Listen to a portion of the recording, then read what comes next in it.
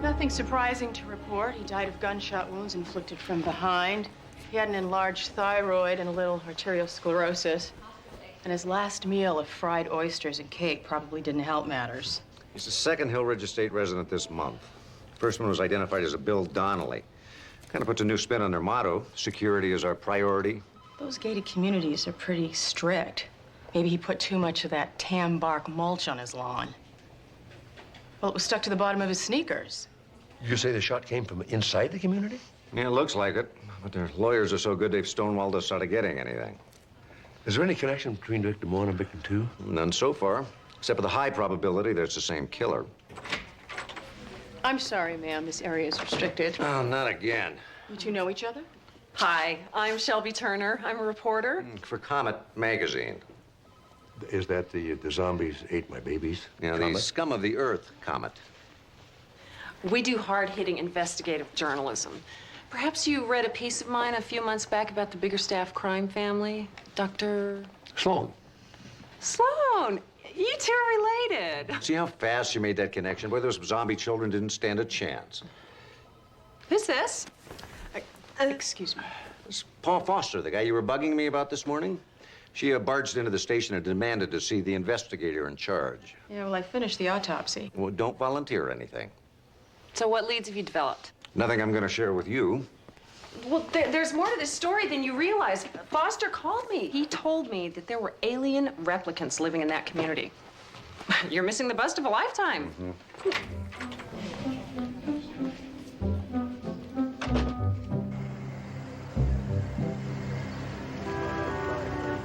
Undercover in a gated community of $1 million homes.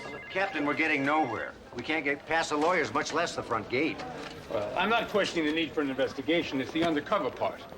What are you going to go in as, a bug inspector? No, as a resident at the victim's house. Paul Foster, as far as we can tell, he has no known relatives. Until now. Well, what about places of business, known enemies? The usual. No, dead ends. The guy just moved here. He lives off his investments. We can't come up with any reason why someone would shoot the guy. Well, what about witnesses? None. Well, what's your cover going to be? A physician. Oh, come on, now think about it. It's perfect. My father's on staff at Community General. I can set up a practice there in 2 minutes. You can also perform a couple of surgeries. Pick up a little extra cash on the side. No, ear, nose, and throat guy. No scalpels, just popsicle sticks. You know, your cover is supposed to be convincing. How are you going to pull off being a doctor? Come on, Captain. I've been around hospitals and doctors all my life. For example, take that mole on your cheek. What about it? It's a congenital nevus. There's 1 chance in 50 that'll turn into a full-blown melanoma. Well, thanks for the warning.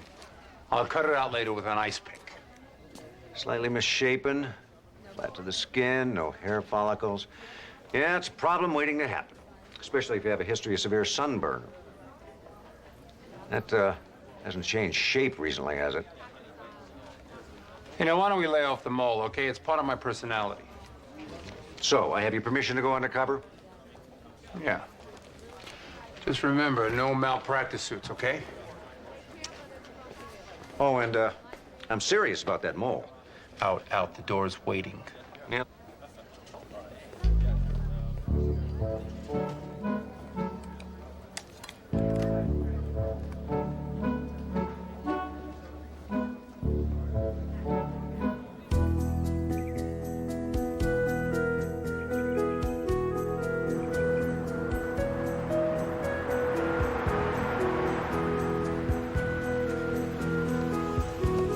Name? Dr. Steve Foster. You, protecting us from killer bees? The gun, It's a joke.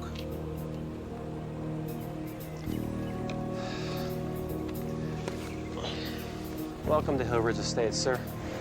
Have a pleasant stay. Right.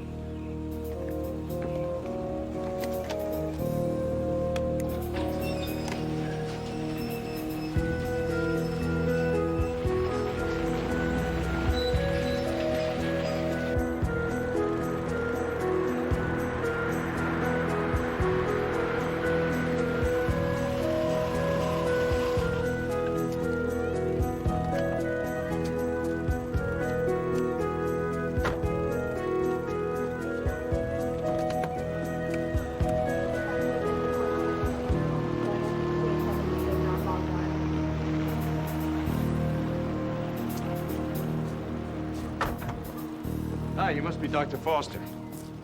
I'm Cliff Maloney, head of the Homeowners Association here. I'm terribly sorry about what happened to your brother. Me too. It was a real shock. I don't know how long you and Mrs. Foster plan on staying, but for whatever that period of time, I'd like to welcome you to the community. Mrs. Foster? Hello, honey. I didn't think I'd see you till tonight. I didn't think I'd see you at all. I decided to come early. Wish you'd warned me.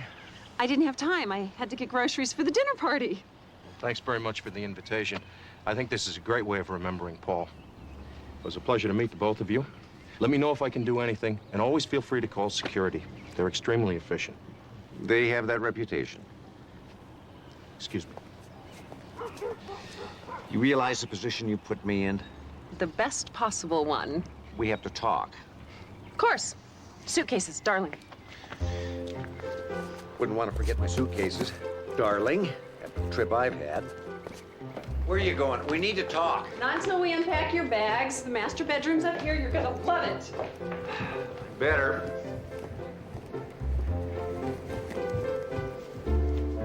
And wait till you see the master bathroom. It's gigantic.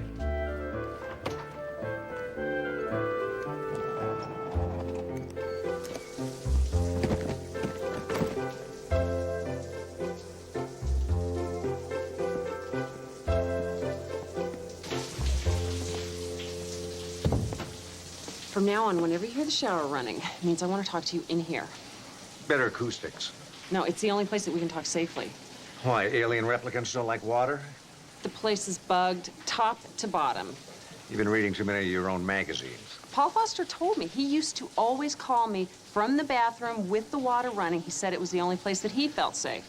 Well, maybe he felt safe here, but I don't.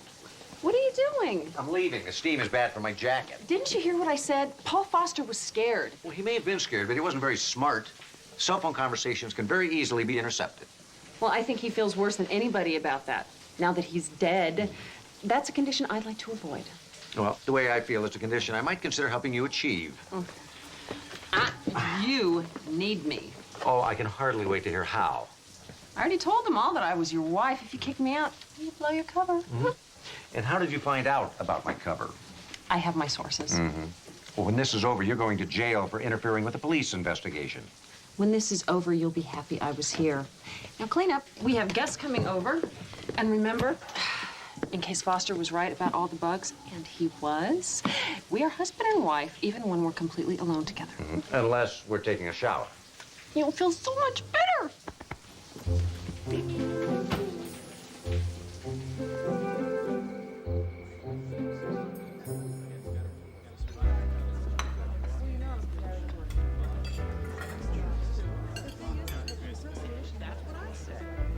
That's an interesting technique, picking up a fork like that. Protects the monograms on the handles. Too many hands would just rub it right off. Well, these aren't monogrammed. They should be. It's an old habit you fall back into when you're trying to keep yourself busy after your brother-in-law dies. You know, it's funny, he never mentioned either of you. There was a strain between Paul and Steve. It's just a tragedy they never patched things up. Damn.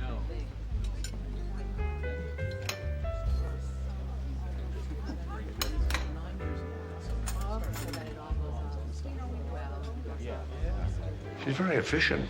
Obsessed. Pretty. Annoying. How do you mean? Well, for instance, she thinks the whole house is bugged. Is it? Doubtful. But you're not sure. No. I think I'd give her the benefit of the doubt. She's been 2 steps ahead so far. Excuse me, Dr. Foster. I've got some folks here I'd like you to meet. This is Charles and Frederica Harris. They're your next-door neighbors. And Frank and Kathleen Wolverton, they live down the block. Right. Dr. Steve Foster.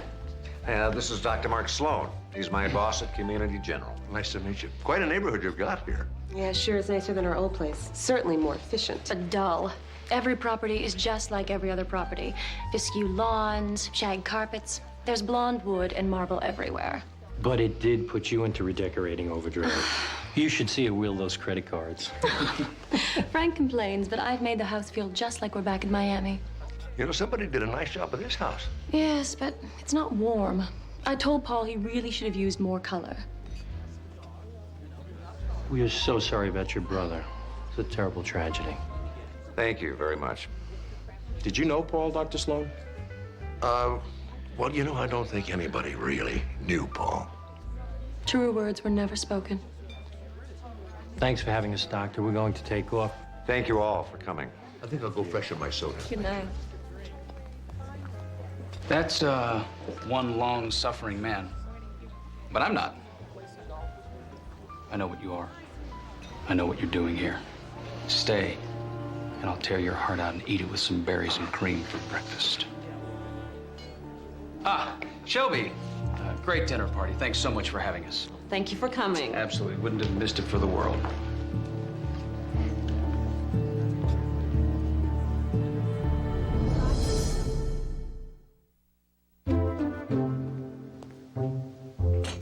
Darling, I need your help with the shower.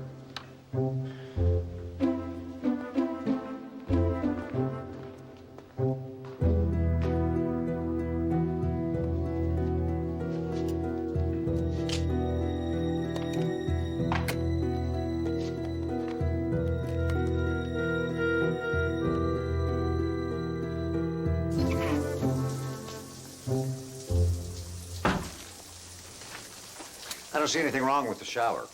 Here, Wouldn't it be easier just to stick those in the dishwasher? that would wash the fingerprints off. Oh, along with the gravy and those little bits of ham. Just run these. We need to find out who these people really are. You set up this party just to get fingerprints? There is a conspiracy going on in this community. I can feel it. There is no conspiracy. There is one bad guy, and I've got a pretty good idea who he is. Who? Charles Harris. He threatened to kill me, like you're trying to do with his steam. Well, that's wonderful. Well, thank you for your concern. Did he say anything about the mothership? Signals from Utah Nebula? No, but he did mention the Trilateral Commission and the earthquake machine the Russians have been using. Okay, fine. Don't take me seriously, but don't come crying to me when replicants take over. Well, you were right about one thing. The house is bugged. I found a transmitter in the intercom. And? And I found a transmitter in the intercom. Would it kill you to say thanks for the warning? Yes. Now, how far are we going to go with this little marriage deception? Because the people that are listening are not going to stop just because the sun went down. Don't worry. I've got it all figured out.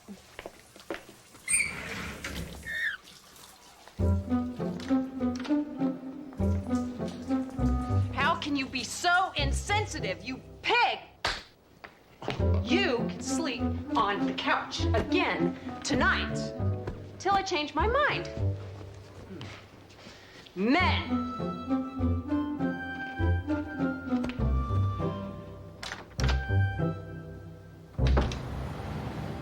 No, no, no. Oh, come on, Amanda. You don't even know what I'm going to ask. I don't do windows. I do not do dishes, so forget about it. Look, this is the dirty silverware from last night's party. I got to get the fingerprints off of it. I can't go anywhere near the station as long as I'm posing as Dr. Stephen Foster, Otolaryngologist. whatever. All right, I'm gonna work with you. I'll squeeze this in between the stroke victim and the guy that got hit by a train. Thank you. You're welcome. Hey! I hear congratulations are in order. What are you talking about? A wife and a medical degree all in one day? And I'm counting the hours until I don't have either. All right, I have the chart on Donnelly here, the first Hill Ridge victim. The circumstances were almost identical to Foster's killing. They both were shot twice, once through the base of the skull and the second time through the heart. And they both were shot from behind at long distances. We're looking for a professional sharpshooter. Sounds like a warm and welcoming community you live in. Amanda Bentley, pathology. Yes, he'll be right down. Steve, you're not going to believe this. You have a patient waiting for you downstairs. Right. I'm not joking. They want you down there stat. That means fast. I know.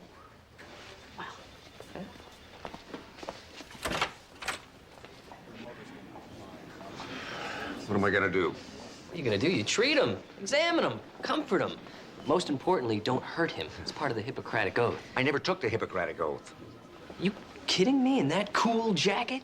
That fancy name tag? You could have fooled me. You're enjoying this, aren't you? Yes, I am. All those times you dragged me into doing police work, all those times I stood face to face with death. You never stood face to face with death. All right, well, all the times I mistakenly thought I was standing face to face with death, this is payback time. There's some rubber gloves in that dispenser on the wall in case you need them. In case I need them for what? Probing. You're coming with me. I got rounds. I need a consult. Here's his chart. Doctor?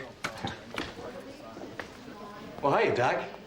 I hope you don't mind, but I remember you saying you were an ear, nose, and throat guy. And, well, I've been putting off getting this sinus thing checked out for the longest time. But who better to check me than Paul's brother? Yes, who better? Mr. Maloney, this is Dr. Travis. He's a promising young physician here. Learning at the feet of the master. Wow. Guess I picked the right doctor. So where did you transfer from? Private practice. So, Dr. Travis, what would your first diagnostic move be? Well, I think I would begin by examining the patient. Good answer. Well, you're right. He's a smart one. You know, Paul never spoke too much about his family. Which of you takes after your dad? Our sister. Now then, here. Which end of the depressor do you use? This one. Now, open wide. Shouldn't you be examining the patient? Well, I need a baseline for the purposes of comparison. Say, ah. Ah. Oh. Yeah. Mm-hmm. Well, it's a good thing I decided to take a look. This tonsil back here is pretty inflamed. Oh. This one back here. We'll discuss that tonsil later, Doctor, but I'm afraid I may have to take it out. Whatever you say, Doc. You know, it's a terrible shame about Paul. I just can't imagine why anyone would want to harm a man like your brother. Neither can I. All righty, then. Let's just have a look, shall we? Don't I get a new one of those? That one's kind of wet. Oh, you know what? We won't even use a tongue depressor. That's how good he is. Yeah, here we go. Uh-huh. You know, I think I'll refer you to one of our allergists. Huh? We only have one allergist. That's the one I'm going to refer you to. Good, because I'd like to get to the bottom of this. Mm-hmm. See to it, will you, Dr. Travis? And make it snappy. We're late for rounds. It's the best.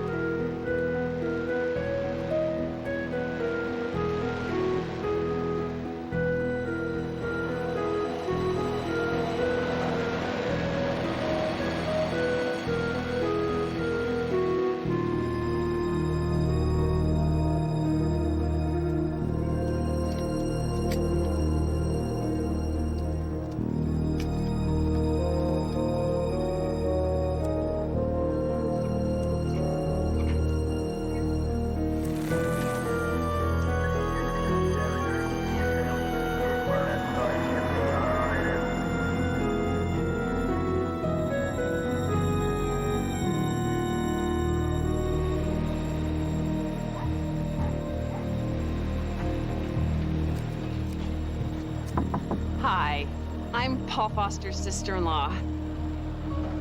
The house around the corner, the stucco one with the tile roof. They're all stucco. And they all have tile, ma'am. 450. The TV's broken. I think the cable's out. I'll come have a look.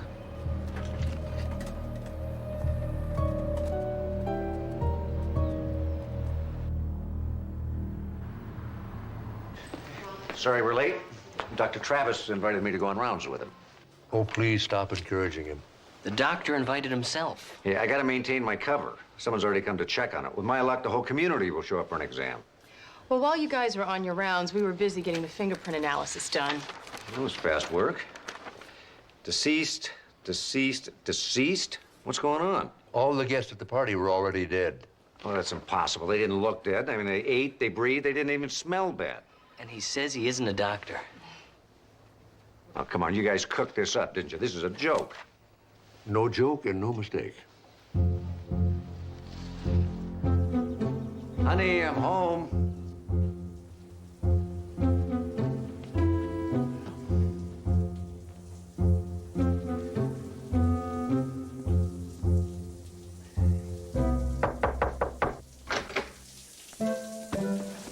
Why did you knock? Married couples don't knock, they barge in. At least that's what my ex-husband did. It's one of the reasons I divorced him.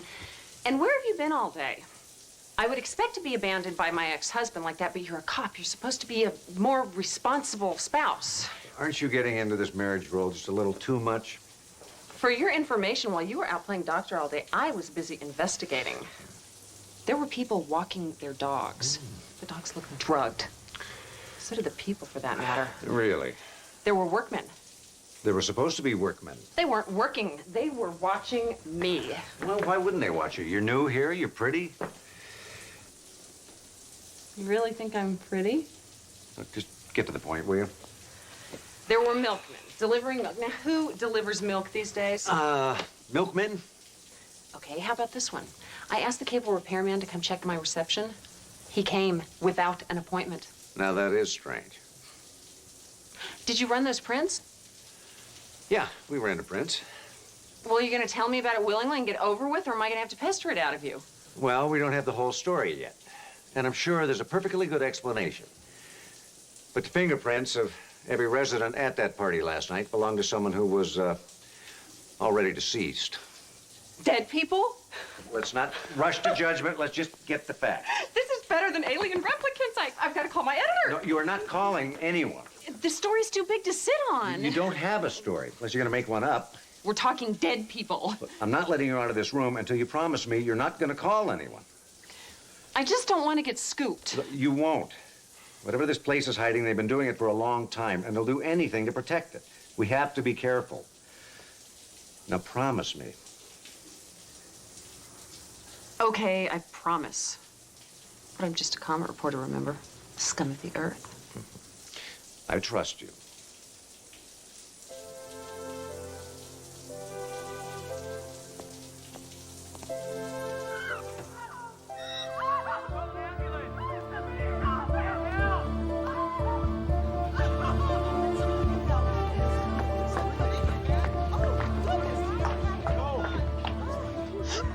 Fell changing a light bulb.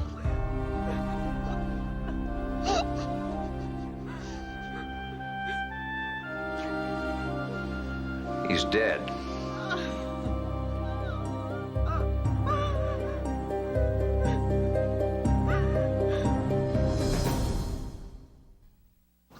Give him some room.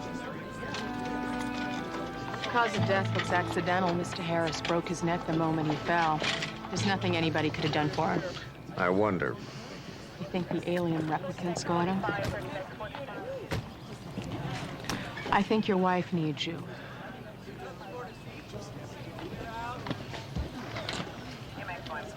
You okay?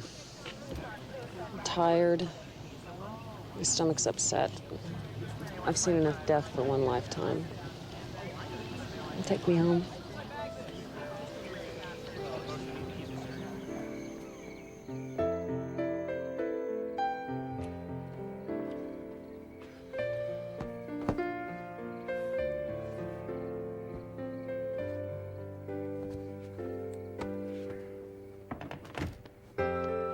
Where are you going?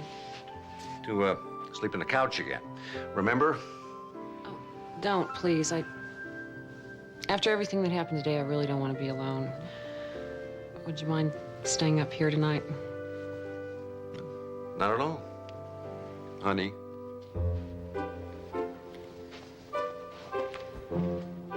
But I'm not ready to have you back in my bed yet. It's all right. I'll sleep in a recliner. Let's just try and get some sleep, okay?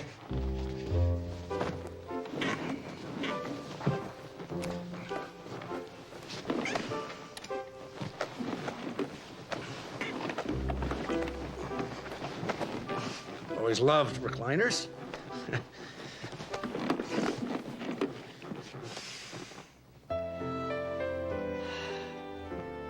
Good night, honey. Good night, darling.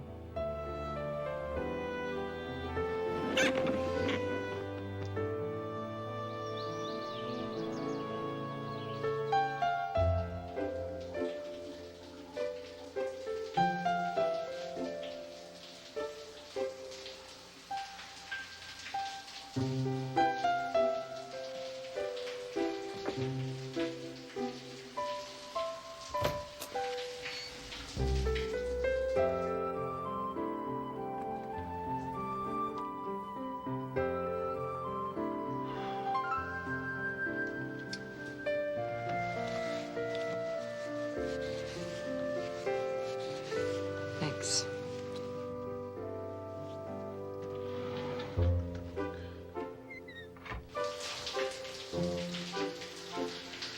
Listen, I gotta go, but do me a favor, will you? Stay out of trouble. No more walks around the neighborhood. Well, it's a new day. Something terrible is going on in this neighborhood, and I intend to find out what. This is a murder investigation. I don't want to come back here and find out you're the latest victim. I won't be. I promise. I mean it, Shelby. I know you do.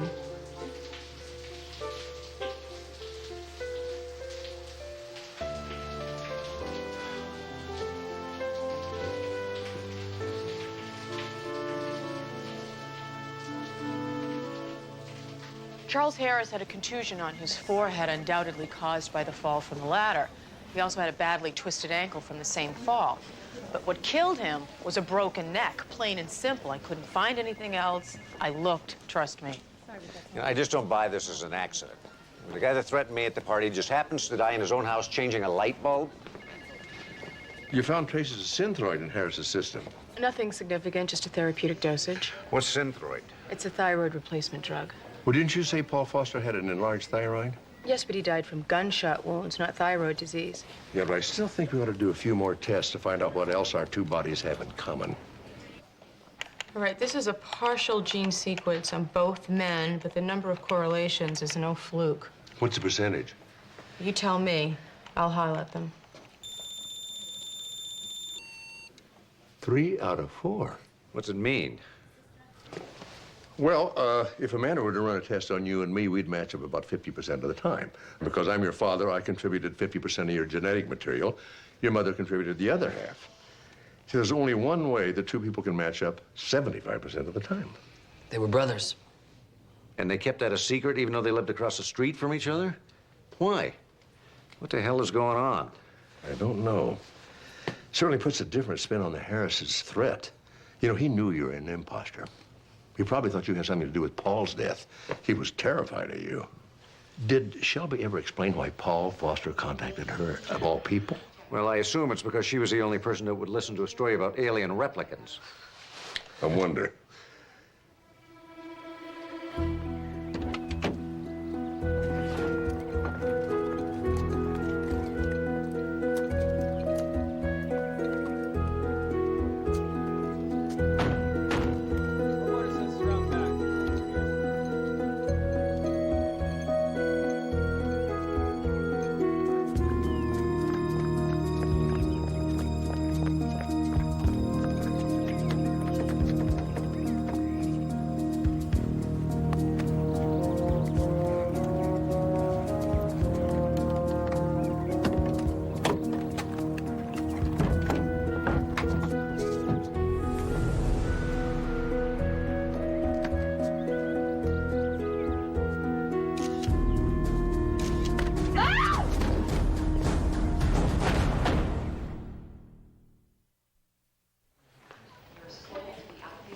Hi. Hi. Am I looking at the same guy that gave me the gift subscription to Smithsonian Magazine? Yes, you are. But I'll tell you something. I think I want to subscribe to Comet Magazine. This stuff is great. Did you know that there's an entire civilization of trolls living 11 miles under Mount Etna? No, I must have missed that chapter in social studies. Well, by guy, Shelby knew about it because she wrote an article. And she did a three-parter in here on spontaneous human combustion. You know that just one extra burger boy with cheese causes your body to pass critical mass to go up in flames? Why are you doing this? Because I wanted to find out what the connection between Paul Foster and Shelby was. Well, she said he called it from Hill Ridge Estates. I think she knew him long before he ever arrived in Hill Ridge. You're kidding. Look at this. Just after the article on the rat people living in the sewers of New York, there's a genuine piece of journalism right there. About the Biggerstaff crime family in Miami. She mentioned it the other day. This was written 7 months ago. 4 days before a big bus took that family down. Now, the godfather of the family goes on trial this week in Miami. So you think Foster was the unnamed source that she mentions in the article? I think when he found himself in trouble, he called the one person he thought he could trust. But what kind of trouble? And don't say alien replicants. Look at this, Miami newspaper. The 4 principal witnesses in the Biggerstaff case have been put under protective custody. And all the residents at the Hill Ridge Estates have assumed names. And all their fingerprints match up with dead people. Our tax dollars don't work. Except out of the 4 protected witnesses, 3 are dead. Well, our tax dollars don't work that well. Well, at least we know how the 3 victims are connected and why they were killed. We don't know who the 4th witness is, and we don't know who's trying to kill him. Headed back to Hill Ridge? Yeah, I think it's time to find out what's really going on.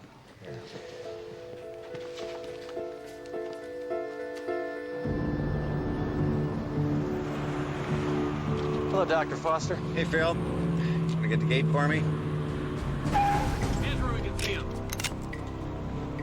It was a geraniums, wasn't it? I was supposed to plant narcissus.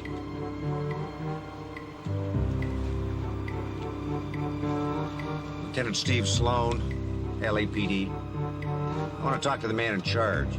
That's good, because he wants to talk to you. We already know who you are, Lieutenant. But thanks for your willingness to share. Oh, and thanks for the soda. It's a well-stocked kitchen you've got here. Thank you. Now it's your turn for the ID. And not the one that says Clifton Maloney. Your real ID, your FBI badge. Who said anything about FBI? Unless you guys have turned the witness protection program over to the Forest Service, you're FBI.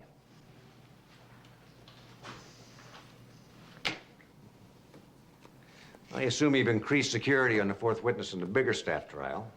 Well, that's very good, Lieutenant. But since you're fishing for his name, I'll just cross you off the list of potential assassins. I appreciate that.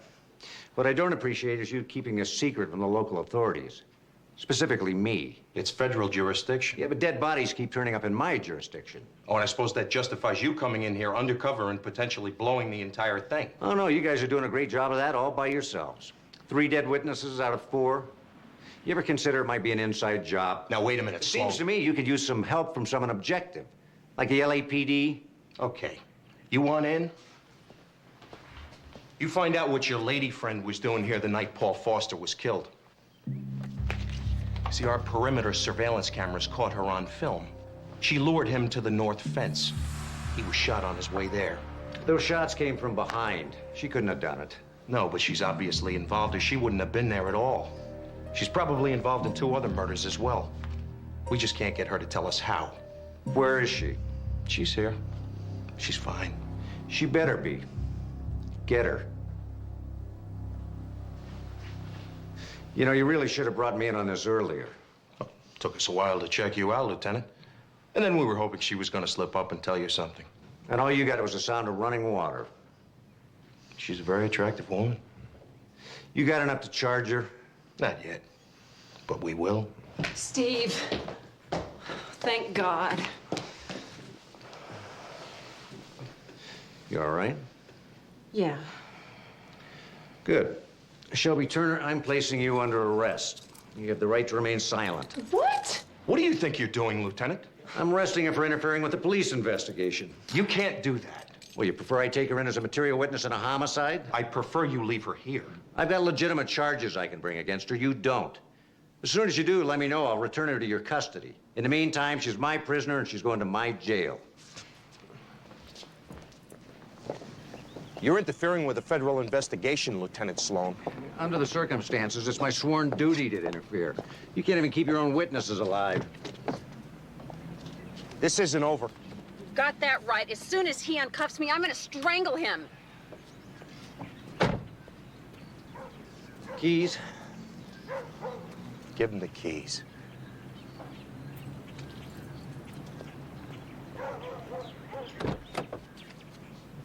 If you take me to jail, I'll kill you. I swear it.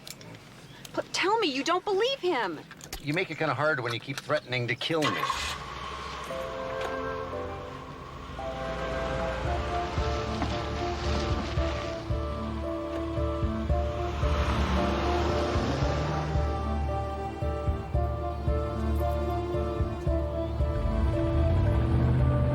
Right. Look, you've been playing this sullen cop for 45 minutes. Are you gonna uncuff me and we can talk about this or not? I really should arrest you, you know. I didn't kill Paul Foster. I know. Well, then why are you pulling this "it's my sworn duty" thing on Maloney? Because I can't leave you with someone who might have already killed 3 people. Now tell me about Paul Foster, and this time tell me everything. He was my source inside the bigger staff crime family. 7 months later, he calls me up and he tells me he's got this even bigger story. But his life is in danger. And he needs me to help him survive. So he arranged for you to meet him outside the Hill Ridge Estates that night. I didn't lure him to his death. I didn't have anything to do with any of it. You believe me, don't you? You make it difficult. I know. I mean, really difficult. I know.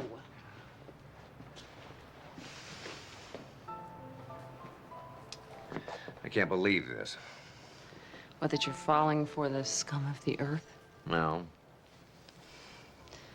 I can't believe I'm falling for someone who would call me the scum of the earth. I never said that. Are you sure? Absolutely. Well, then.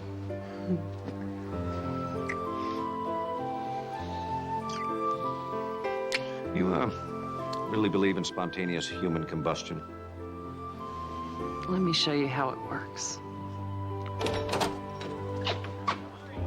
Ah, I see you're still on the Hill Ridge Estate case.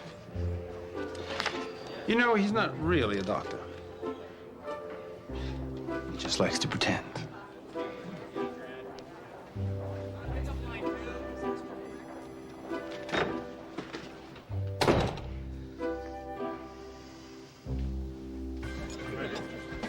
So then I opened up the back of the phone truck and I see all this equipment inside. Miniature cameras, parabolic microphones, even ammunition. All of a sudden, a couple guys grabbed me and they tossed me inside. The truck was parked in front of the Wolverton house, wasn't it? How'd you know? Just a guess, because at your dinner party, Kathleen Wolverton said her home was Miami. Where the bigger staffs operated. Nice guess. You want a job at the Comet? No thanks.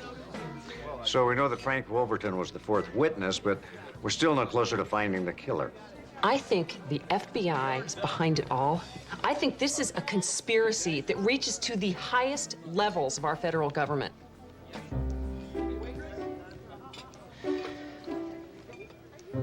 Sorry. Sometimes I can't help myself. Did you see Frank Wolverton at all today? No, I did see his wife, though. She said he was hiding while the workmen buffed her new hardwood floors. She's obsessed. She's more than that. You noticed more than you thought you noticed. Amanda, I'd like you to do a recheck on an autopsy for me. I'm giving her back. I already called Maloney. He knows we're coming. Boy, the Wolvertons really have a nice place. She's not in handcuffs. Well, no, I changed my mind about arresting her. I decided to start dating her instead. Well, Mrs. Wolverton, you were absolutely right to redecorate. The place is lovely. Thank you, Dr. Sloan. Tiffany lamps, I just love them. And a Persian rug. Oh, much more attractive than shag. You stopped by for the home and garden tour? I agree. Shag sheds, and it's hard to vacuum. Mm-hmm. Although, you know, Persian rugs will shed, too, especially if they're hand-tied like this one. Oh. I had the medical examiner recheck the autopsy report on that first murder victim. Mm-hmm. Sure enough, the same kind of carpet fibers on his pants leg. Really? He must have been visiting the Utleys. I believe they have new rugs as well. And hardwood floors. They sure can make a house a home, can't they? That is, when the varnish dries. They do tend to stay tacky for a while. You know, even when varnish sets, it still can be really sticky on your shoes. Yes, I guess. Mm-hmm. That's why we found tan bark from your lawn on the bottom of Paul Foster's shoes the night he was murdered. It stuck to the varnish that he had picked up from your new floors. Foster wasn't here the other night. At least I didn't see him. Your wife did. He probably told her he was leaving here. He was scared to death he was going to be the next victim. And your wife made sure he was. And forensics also found some varnished flecks on the entryway to Charles Harris's home. You tracked it in when you went in there to kill him. I'm being set up. Frank, don't listen to them, please. Kathleen, what have you done? She used her designer touch on all three of the other witnesses. That's what she did. And you were next. I don't understand. Of course you don't. I wanted my life back. Couldn't stand to live here for another day. When I found out about the amount of money the bigger staffs were offering for witnesses, I couldn't pass it up. And since you're a crack shot... Skeet. Off the back of Daddy's yacht. I thought you loved me. I loved you in Miami. I didn't love you in California. This isn't home, Frank. No matter how much redecorating I did, it would never be home. You would trade my life for a house in Miami? The right house.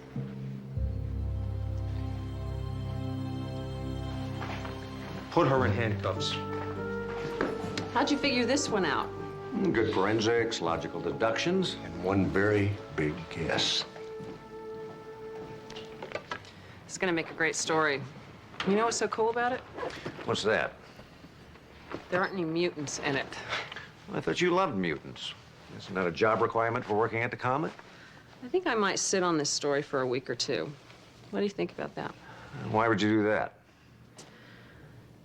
Give the FBI a chance to relocate some of its witnesses. Well, how about that? A reporter with integrity. Well, how about that? A cop with attitude. I left my makeup in the bathroom. I'll be right back, and then we can stop playing Dr. and Mrs. Foster. Yeah, I guess we can.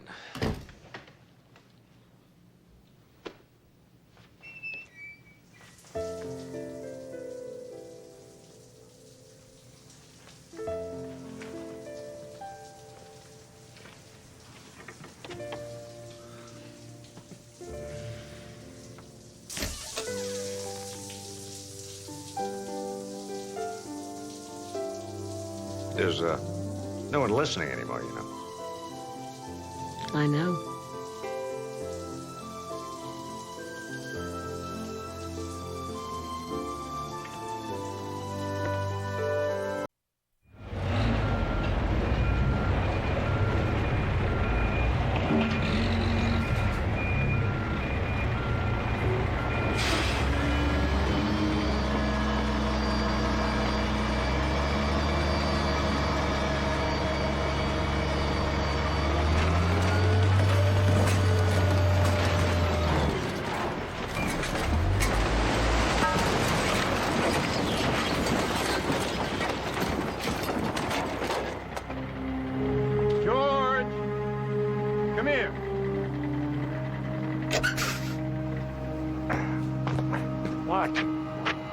Look. Whoa.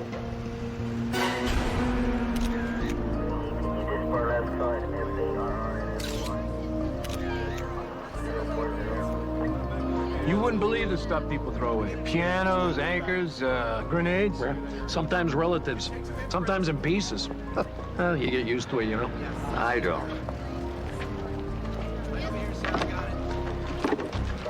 Found her credit cards and ID. Name is Sally Jenkins. Got an SAG card. Guess she was an actress. Yeah? Well, she's doing a great job of playing dead. I can see this isn't going to be my day. Better than hers. When I grow up, I want to be a very famous clown. and have the people laugh at me when the circus comes to town. I'll make them glad when they are sad. I'll chase away each frown. I'll honk my nose and tip my hat when the circus comes to town. And when you hear the old calliope, you watch me and you laugh. I'll jump like a seal and roll like a wheel and stretch my neck like a big giraffe. I hope you see me when I'm shown, when I become a clown.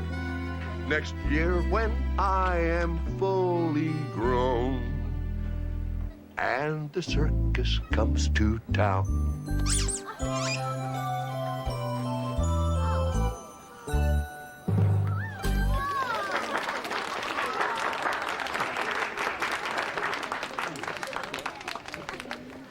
Looking all over for you. It's been a long time since I entertained the kids. And I suppose it's just a coincidence that you happen to pick 15 minutes before Harry Trumbull's retirement party to do it. Is that today? Look, Dad, if you don't want to go, just say so. Why wouldn't I want to go? You didn't catch the clown killer? Oh, God, that was a long time ago. It's been years since that task force was disbanded. Doesn't mean it hasn't been eating away at you both. Ma kind of put it behind me. Well, maybe you have, but we both know Harry hasn't. That way you've been avoiding the party?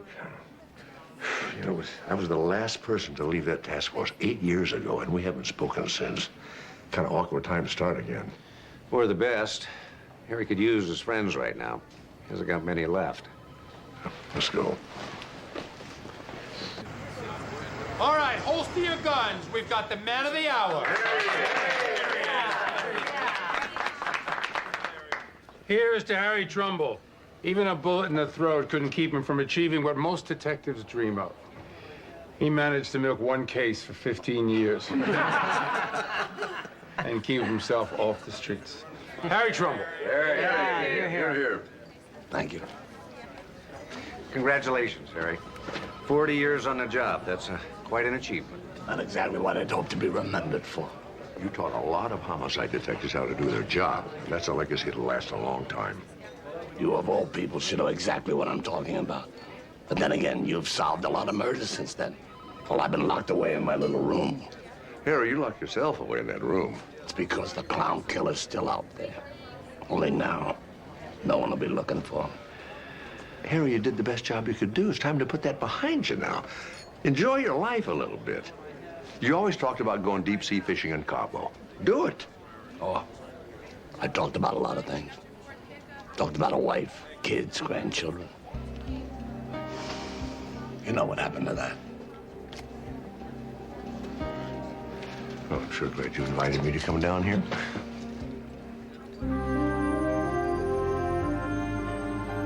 No surprises in the autopsy. Sally Jenkins was definitely strangled, probably from behind with bare hands. You can tell by the bruises around her neck. Too bad we can't get fingerprints off flesh. Well, that day will come, but until then we have DNA. She definitely fought. I found skin under her fingernails. You find the killer, and I'll nail him with chromosomes. Give me a couple of days. That's pretty optimistic. She had a boyfriend that didn't want to let go. She called the cops on him twice. Last time he broke down her door with a sledgehammer. He didn't show up for work today. That's pretty promising. Any idea why the white makeup? Because the clown killer didn't finish his work. Why wasn't I notified about this immediately? Because you're retired. The 24 hours that passed since I handed in my badge hasn't dulled my memory that much. I'm still the expert on the clown killer. This isn't a clown killing. No, you just let me be the judge of that, okay? It's a good thing I still have a few friends on the force who let me in on this before the trail got cold. This is our best lead. Harry, the clown killer stabbed his victims and painted a clown face on them. Sally Jenkins was strangled, and she's not wearing a clown face. That's because something or someone interrupted him before he finished. That's why this is the most significant break we ever had.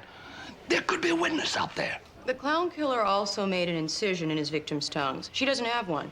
He didn't get to finish. Are you listening to me? Look, I've heard enough. Sally Jenkins was an actress. Between gigs, she worked birthday parties as storybook characters. When we checked her apartment, we found an open jar of white face paint on her makeup table. She was probably at the makeup table when she was strangled. The clown killer picked up his victims on the street. He never entered anyone's home. I'm telling you, it's him. And he just happens to strike on the same day that you retire and the task force is officially shut down. That's exactly why he did it. To laugh at me, to laugh at all of us. Harry, we all know how you feel. You've been forced to leave your job before your work is done. You have to let go. Oh, I will. The day I catch him. He was a very good cop once. Yes, he was. You two were good friends. I'm sure he could use one right now. Not me, I'm afraid.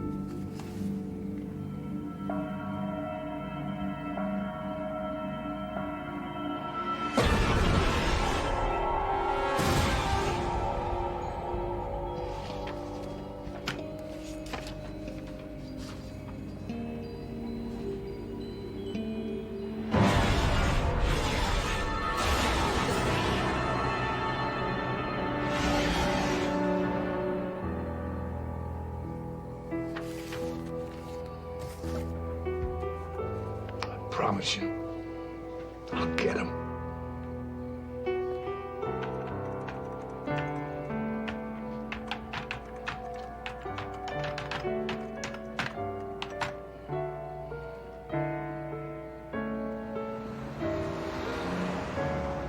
That's our world-famous corned beef salad.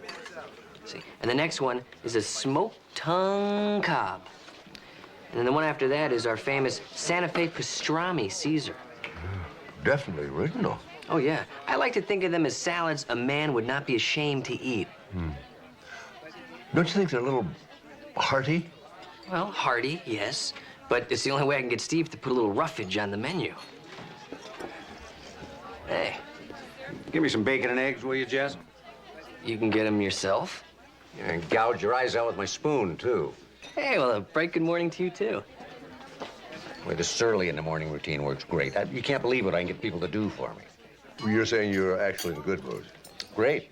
I got a line on Sally Jenkins' ex-boyfriend, Ed Pender. His brother, Erno, runs a wrecking yard in Venice. I checked him out. Likes to break down doors with sledgehammers, trucks, benches. Maybe he's going to his brother for understanding and support. That's exactly what I was thinking. Hey, the TV was on and back. I thought you might want to see this.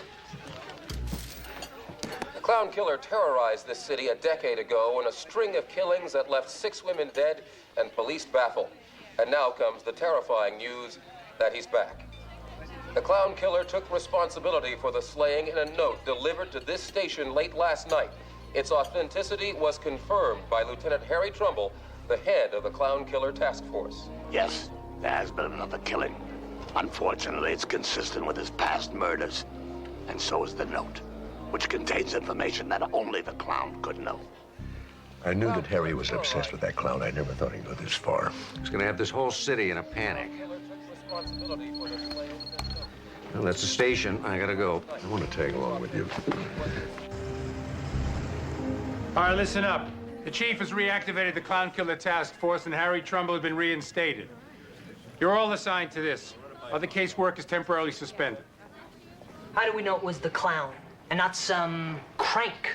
All of the clown's letters include the victim's time of death. Now, that's something only the killer and we knew. He put it in military time at the end of his message, and that's one tidbit we never released to the media. Yeah, you report to Harry. He's going to coordinate the investigation. That's all. All right, here you do the assignment. Now it's scud work. But that's how we're gonna nail him. I want daily reports on my desk, 9 o'clock. Yes, sir. Mark. I'd like you back on the team. I won't help you perpetuate this fraud, Harry. The clown didn't write that letter, you did. Oh, get your priorities straight, will you? Clown killer's still out there. I want to stop him. Well, while you're monopolizing the resources of the police department to evade retirement, how many killers are walking free out there? There's your assignment, Detective. How nice of the clown to say hello. Timely, too. You got a job to do. Why don't you go out there and do it?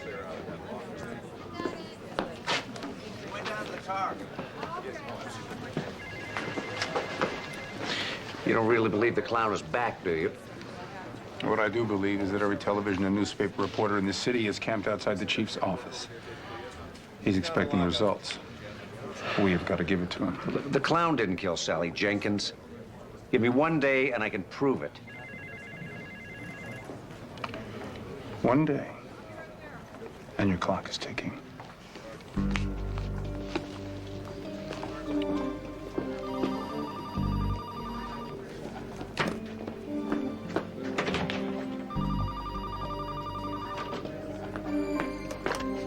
Trumbull. As the husband is, the wife is. Thou art mated with a clown. 1100 hours. What do you want? It's been a long time, Harry.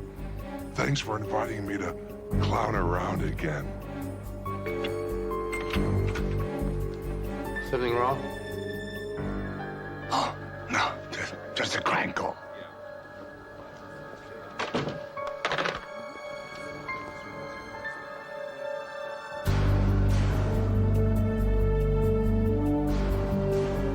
It's so nice to be back.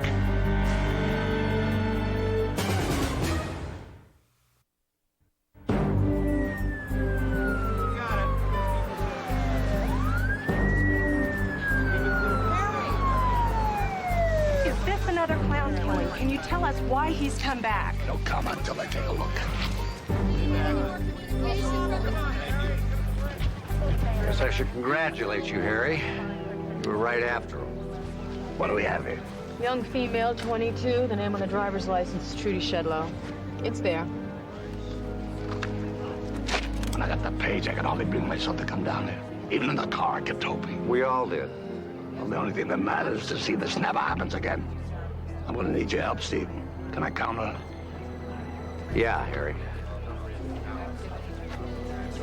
I want to know everything you've seen since you got here.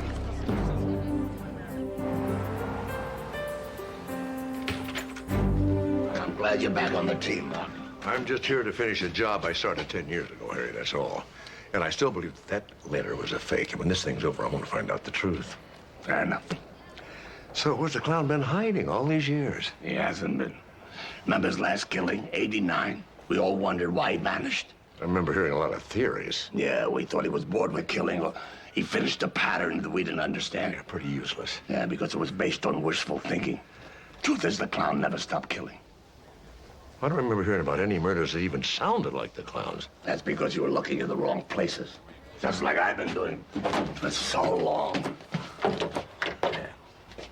Siberia? Oh, it's pretty rugged country up there. Only thaws out a couple of months in the summer. July 1990, when the snow melted, it uncovered 6 dead women. Stabbed?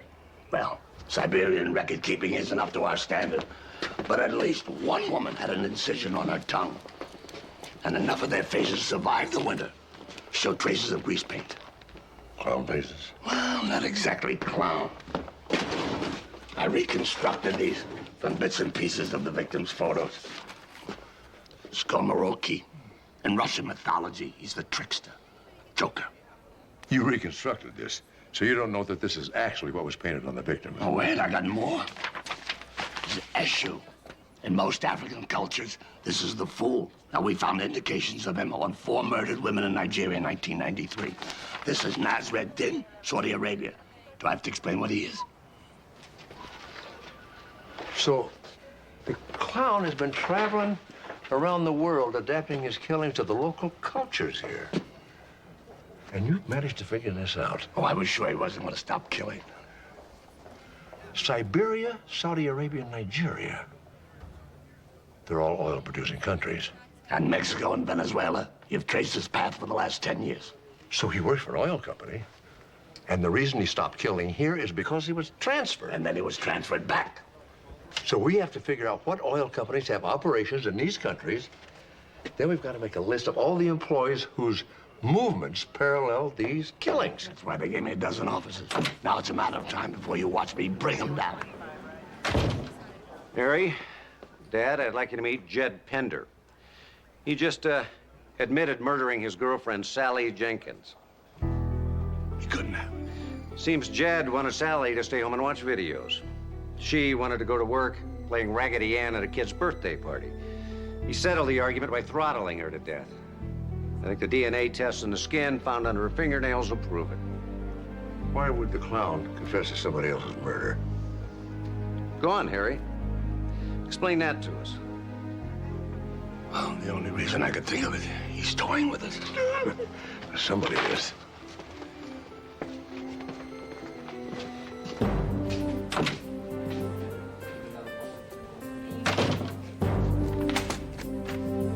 So you think Harry faked that letter so we wouldn't take away his task force? Well, of course he did. And then what happened? He didn't think we were enthusiastic enough, so he killed the second girl himself? No, we don't believe Harry's responsible for something like that, but if he forged that letter, he's responsible for the second murder. You had some problems with Harry a few years ago. Is that right? That has nothing to do with this. Of course not. But unlike Harry, you don't have any personal agenda at all. If the clown was living in L.A., sir, and he saw those fake letters, it might have inspired him to start the killing again. It's a very interesting theory, Sloan. What is your point? You've got to take Trumbull off the task force. No. Are you going to reward him for what he did? Sloan, have you seen the news lately? People are afraid. Harry Trumbull makes them feel safe. Harry's the reason they're scared. They don't know that. All they know is that this force has an expert on the clown killer. And he's going to use all of his expertise to stop this maniac from killing innocent women. His investigation is hopelessly compromised, sir. If he forged that letter... Look, that accusation is without any evidence so far. Unless you are holding something back on me. You want Harry Trumbull punished for what he did? If he forged that letter, I think he should be held accountable, yes. I assume you share your father's sentiments. Yes, sir. All right, I authorize you to investigate Harry Trumbull's role in this killing. Thank you, sir. Said investigation begins 1 hour after the arrest of the clown killer. You want Trumbull. Help him get me the clown. And he's yours. Now, not only the oil companies, but the businesses that service them, build their equipment. We need personnel records, travel documents, anything we can get. We have to talk about that first letter. Well, in a couple of hours, Mark, I'm kind of busy here. I'm in the mood to talk now. To you or the press, your choice. Oh, you've all got your assignments. We need answers before the end of business tomorrow. Let's find some place private.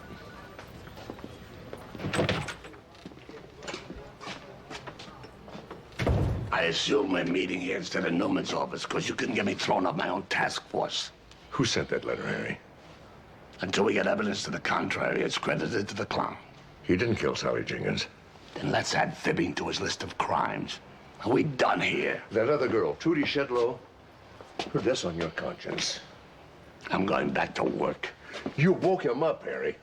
You demanded he start killing again, all so he could have the glory of catching them. He killed dozens of women, and you're willing to let him retire in peace. You're willing to let him out there free, laughing at us. If the alternative is more deaths, yes. And what about a little thing called justice? What about that? It hasn't got anything to do with justice. You're an old man, Harry, and you wasted your life on this case. And now you're desperately trying to squeeze some meaning out of it. It's pathetic. I wasted my life? You mean I never got married? I never raised a son to take my place when I retired? I didn't mean that, Harry. I'm sorry. Why is that, you think? Why didn't I ever get married? I remember I was in love once. I was even engaged. 40 years ago, Harry, let it alone. It's coming back to me.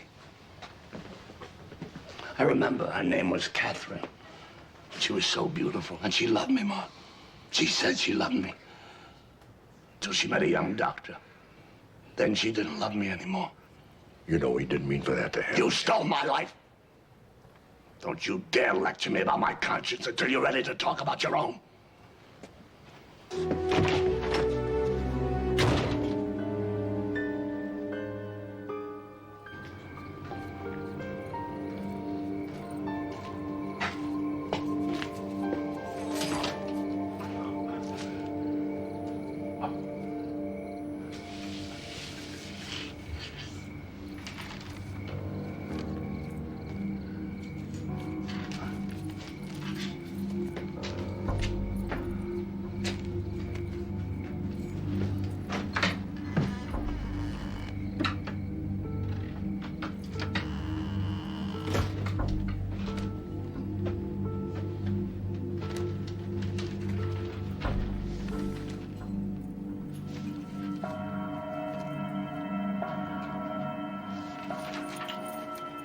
As the husband is, the wife is.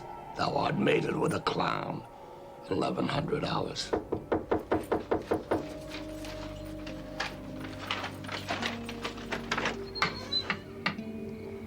What do you want? Same as you, to catch the clown killer. And bring meaning to my wasted, pathetic life. Oh, I can't help you there, Harry. That's something you'll have to do yourself. I want to see it. Clown behind bars, that's all the meaning I've ever needed. Listen, how are we doing with the oil companies? Well, I'm expecting the personnel files first thing in the morning. Then we put on our comfy shoes and hit the street. I've got a pair that need breaking in. Can I tag along? Well, if you want to help, I'm certainly not going to throw you out. But if you're on the team, you work for me. No second guessing, no questions. I can do that. However, you have to promise to be absolutely honest with me. Deal. Right.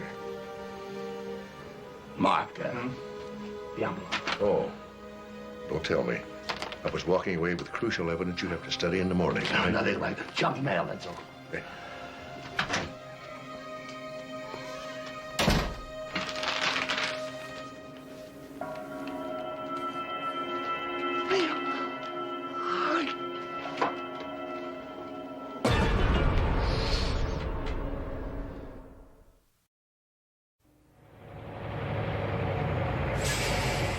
I'm Howard Weber, head of personnel. I gathered the files you requested. May I ask what this is all about? We're investigating a homicide. Well, that much I figured out when you introduced yourself on the phone. Oh, you're the guy I saw on TV the other day, aren't you? Oh, this is about the clown killer. Oh, boy, those killings were years ago. Why would he come back now? We don't think he ever stopped. Just moved on. Oh, you don't think that... I mean, you don't think that he's one of our employees? I mean, you think we have a homicidal maniac working here? No, we're checking about a dozen oil companies who operate in Southern California. He could work at one of them or none. Well, since the killing stopped here in L.A. about 10 years ago, similar murders have been occurring in oil-producing countries. We thought there might be a connection. We had our company picnic about a week ago, and my wife and kids were there. He was there. I even let him pick up my daughter. You know who it was? We have a lot of employees who have worked in the places you listed. But there's only one whose travel schedule matches the date you gave me. Randy Horsting? Mm-hmm. Platform driller. Just returned from Saudi Arabia 6 weeks ago. He doesn't get along well with female coworkers, so we try to work around that. What's his problem with women? Let's just say that after a couple of months on an oil platform on the North Sea, that the first woman you meet is going to get a lot more attention than she wants. Now, most of our female employees understand that. Not every woman is an understanding employee. Something like that. Do you mind if we take these files with us, kind of sort through them ourselves? No, of course, of course. Oh, but you know, just do me one favor. When you catch this guy, whoever it is, do you have to mention where he worked? It has to come out. Then if you'll excuse me, I have to call my stockbroker. Most of my 401k is in Triax Petroleum stocks.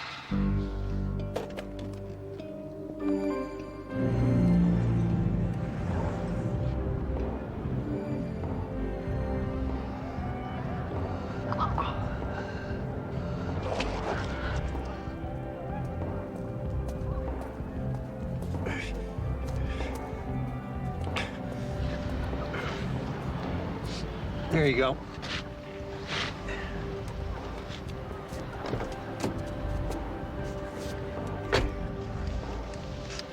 It's been 2 hours. The chances Horsting slipped out the back. No, trust me. He's picking his victim. According to his records, Horsting used to hit on any attractive woman he saw in a bar. Or any place else, for that matter.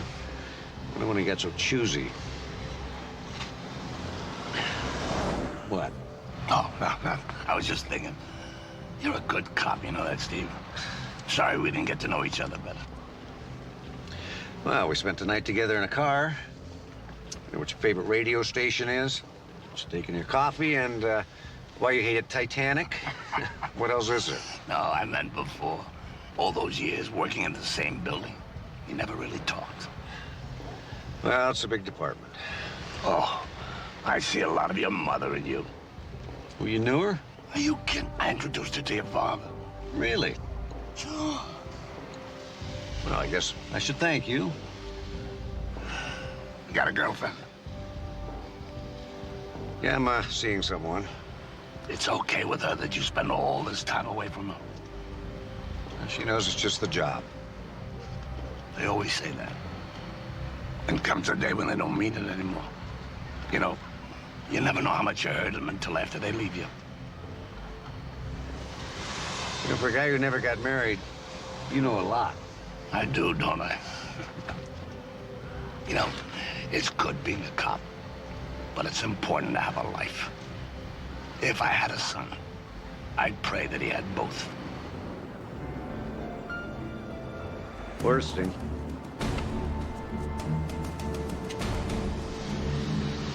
I finally got you.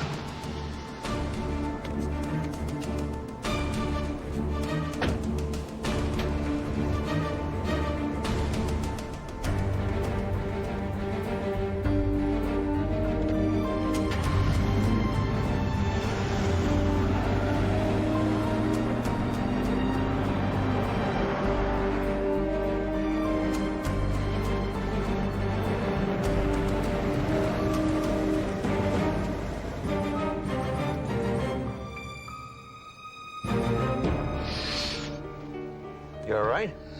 Yeah, I'm all right. My back's a little sore from sitting in the car.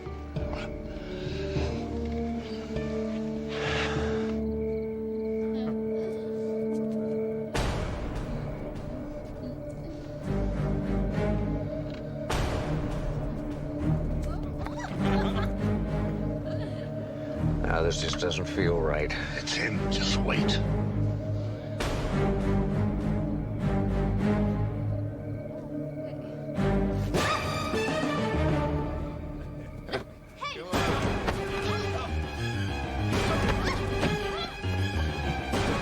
Seen enough.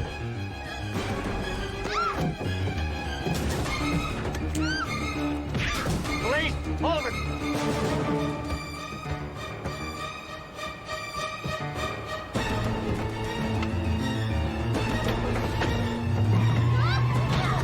Stay with the girl.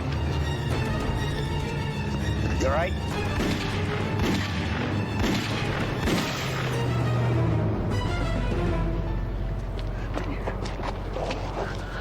Are you okay? Check him out.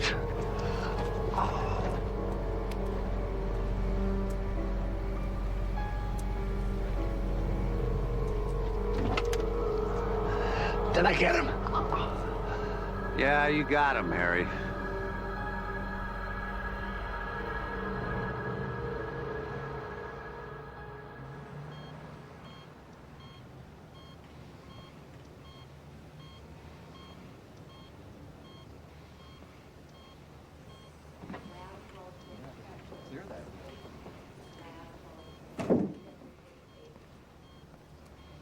Well, you look like you got bad news. Nothing you don't already know. You've got cancer. Colon cancer. That's where it started. Through your entire body now, Harry. So what have I got? Couple of weeks, a month? Didn't have to happen this way if you'd just come in. Cheer up, Mark. Today's a good day. Oh, you finished your life's work. Now you can die in peace. Well, there are worse things out there. I suppose. As long as we got the right guy. They are gonna make this case stick against him, aren't they? He's dead, Harry. He's shot up. I gotta know it's him. Well, his house is full of violent pornography. His garage, a big collection of knives. Not enough. Well, Steve found the makeup that the clown used on his last victim in the glove compartment of Horstein's truck. Now, there's only one thing I gotta do. And just as soon as you're a little stronger. No, it's been waiting 15 years. It's the file on the first clown killing case. It's in my home.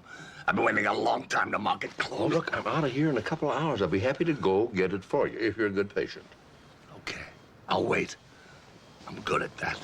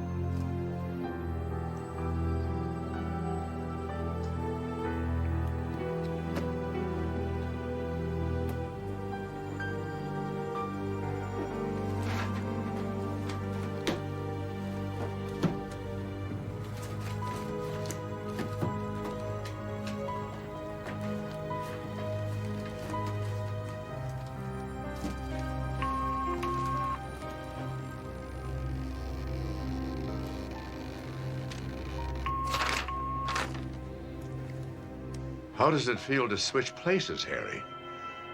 I picked Horsting, you killed him. What a team we make. Oh, the world loves a clown. 0130 hours.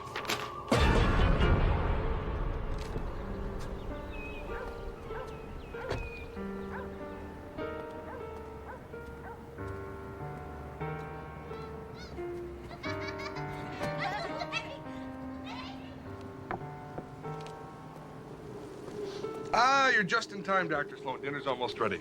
Fresh salmon, lightly seasoned, and it's great for you. You're the clown killer. Of course I am. You murdered 16 women. Closer to 40, but who's counting? Well, I don't understand.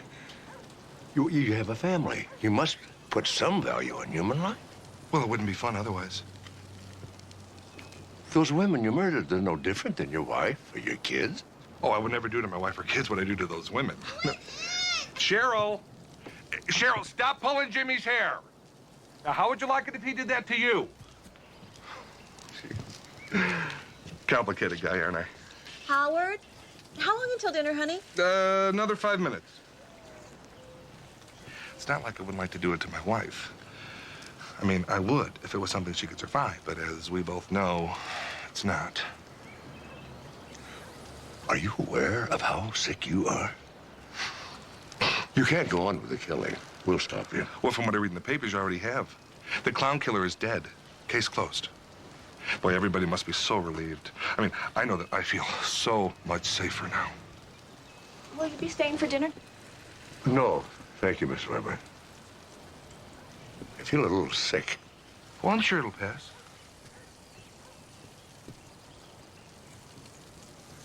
Oh, doctor.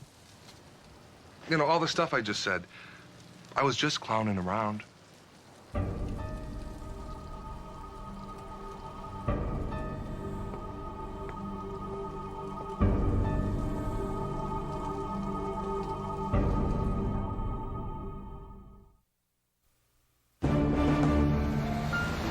Howard Weber is the clown. I thought Randy Horsting was the clown. You remember Randy Horsting, don't you, Lieutenant? That's the fella your commanding officer shot in the back last night. Weber set Horsting up to save himself. Well, you can tell that to Horsting's relatives when they launch a $90 million wrongful death suit against the department. We can actually say that it wasn't our fault. Horsting was a violent rapist fleeing police pursuit. At least that's what looks good on the report. I tracked down 3 of his previous victims. They all confirmed that he raped them and threatened to kill them if they pressed charges. That's reassuring. You know, maybe we should put this on top of the press release. That way people won't look at the small print where it actually says, oops, we still haven't found the clown.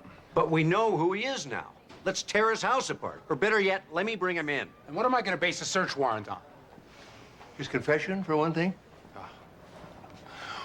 Would that be the confession that he gave you while he was barbecuing dinner for his kids?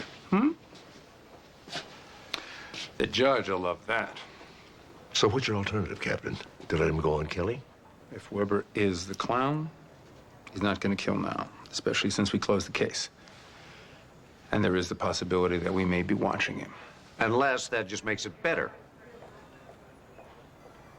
All right. All right. I will authorize a 24-hour watch on Weber for 2 weeks.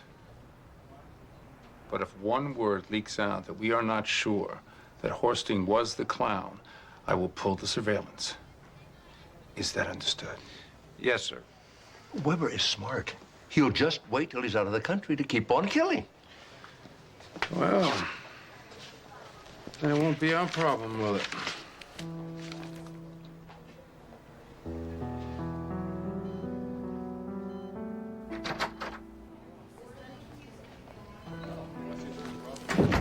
Come to finish me off, Mark. What do you mean? You got the murder weapon in your hand. That's the file on the first clown killer case, the Kit Camry file. I've only been hanging around so I can mark it closed. I'm afraid it's not going to be that easy. Oh, that's one thing I learned after 40 years in homicide. Dying is always easy. It's life that's hard. I went to the house to get the file. Then you know what I'm talking about. I buried myself for 15 years hunting for that killer, because I knew I was the only one who could stop him. In fact, I stopped living my own life. I know you forged that letter, Harry. I had to. You brought him back. I'm sorry about Trudy Shedlow. I'm sorry about a lot of things. You know, I never really hated you for stealing Catherine away. Well, you had me fooled. I pushed her away. I told myself that my job was more important than any relationship. Fact is, I was afraid of committing myself to another person. You know, I think she understood that. Let me have that file. What's that? Prescription, something to help you sleep. Pen? Yes, sir.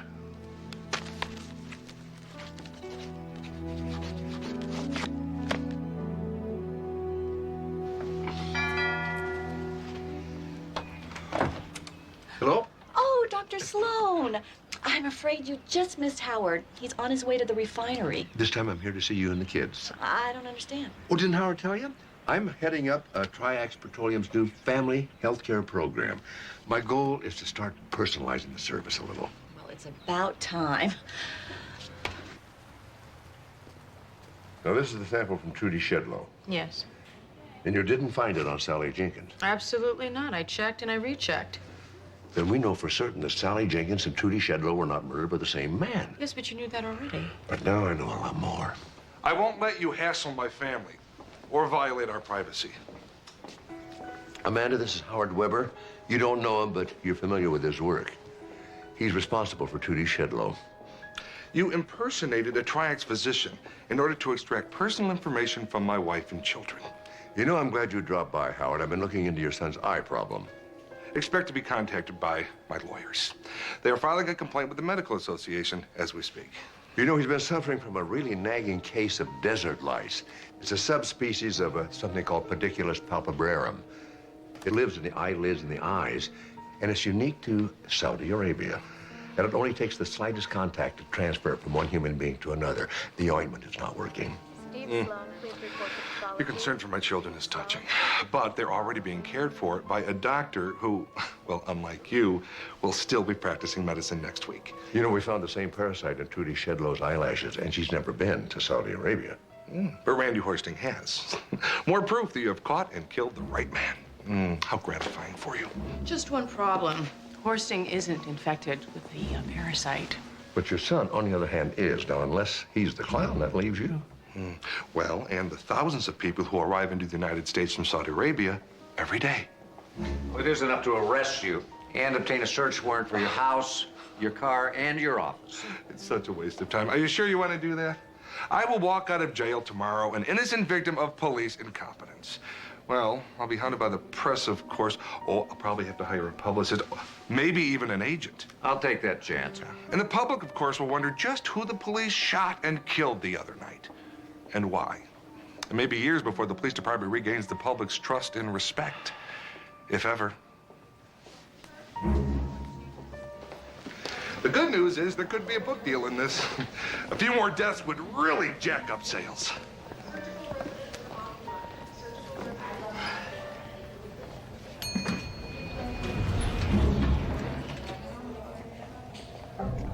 Laugh and the world laughs with you.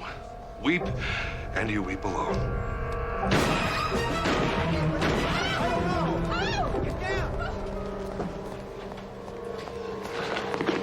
Harry, you didn't have to do that. We would have stopped them. Lamar, I had to be the one to stop him. You know that.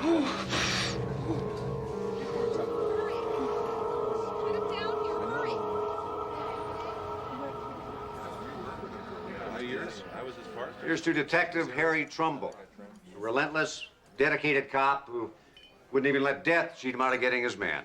Here, here.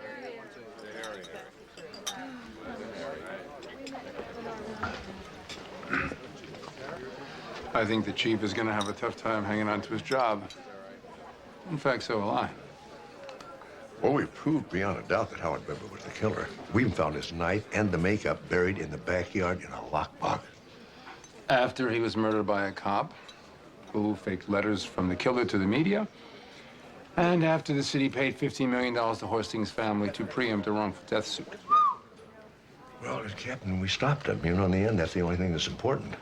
Well, you tell that to the special investigator when the hearings begin in 6 weeks.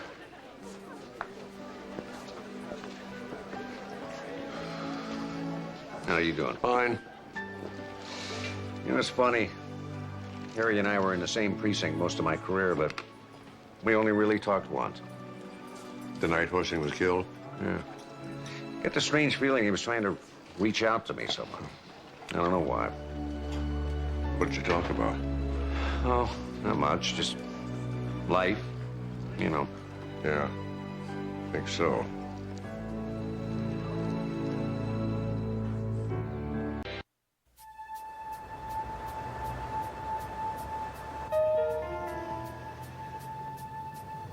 Did you get what I wanted?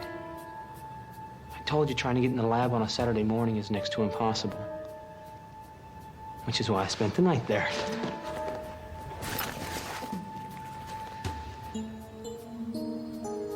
Okay, A is for antigen, and B is for bacteria, just to make sure there was no confusion.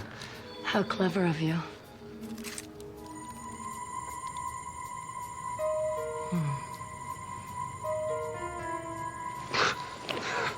I don't know how you can do that. I wouldn't have to if you had the stomach to give it to me. I'd kill for you. I'd even die for you, Jude. Just don't ask me to give you an injection. You have to have this, you know. Hard to believe, a medical grad student afraid of a little needle. Well, I've been that way since I was a kid. Let's go ahead and get it over with. Besides, that's former researcher anyway. I mean, I can't go back to university now. Not after this. I mean, my career's finished. You know, I'm gonna need a bigger cut from this operation, you know. Just to make it worth my while. You don't have a problem with that, do you? Oh, no.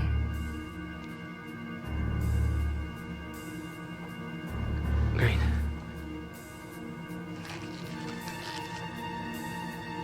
I'll make sure you get... Ow. What you deserve. There, that wasn't so bad, was it? Stings a little. Come here. I'll make it feel better. So we're really gonna go through with this? Of course we are. Tell me, did you mean what you said? That you'd kill for me? Die for me? Right now, baby, I would do anything for you. I'm so happy to hear that.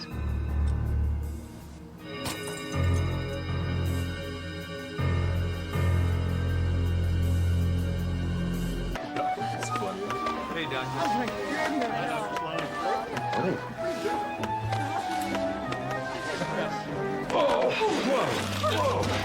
What a marvelous morning. I thought you gave up roller skating to work a long time ago. Well, I did, but, you know, I was poking around in the garage looking for my old tap shoes. I found these. What if I could handle rollerblades? Did you hear the news? What? I won the Medical Examiner Society Scene Investigation Award. The Messy? I know it may not mean much to anybody else, but in my profession, it's the very highest honor. I always said you were the best there is. I'm glad somebody else recognizes that. Thought you gave up on those. Yeah, well, they're back in again. Wonder if I could find my old skateboard. Oh, you gotta get my back. Ooh, got a real rash going there. You would too if you went surfing in sewer water. Oh, yeah. Another spill at the mouth of Bologna Creek. I heard about it. Yeah, so did I, after I'd been in the water for half an hour. You'll live. Well, that takes you out as the subject of Amanda's next award. What award? I won the Messy. Really? I always thought you were pretty neat. Not messy, the Messy. The Medical Examiner Society Scene Investigation Award? Oh, the Messy. Medical examiners get awards. Only the good ones. Hey, how about I take us all out to celebrate? You know, Mark, your tab at Barbecue Bob's is getting kind of steep. I was thinking of something a little more upscale. Curtis Creek Inn. I'll make the reservations and I'll pay. Okay? All right. I don't think he's gonna wear those in the restaurant, do you? I hope not.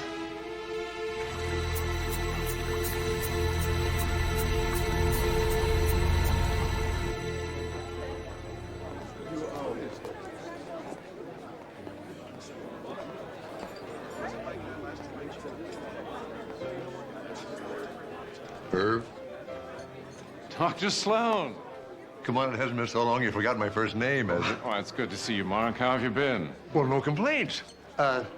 Dr. Jesse Travis, Dr. Amanda Bentley, this is Dr. Irv Downey, who used to teach at the university till he struck out on his own. Yes, he taught a course in microbial pathogenesis, I recall. I audited your course one semester. Dr. Downey is a renowned specialist in communicable diseases. So, how are things in the private sector? Well, still bleeding red ink as usual. Would you like to join us for lunch?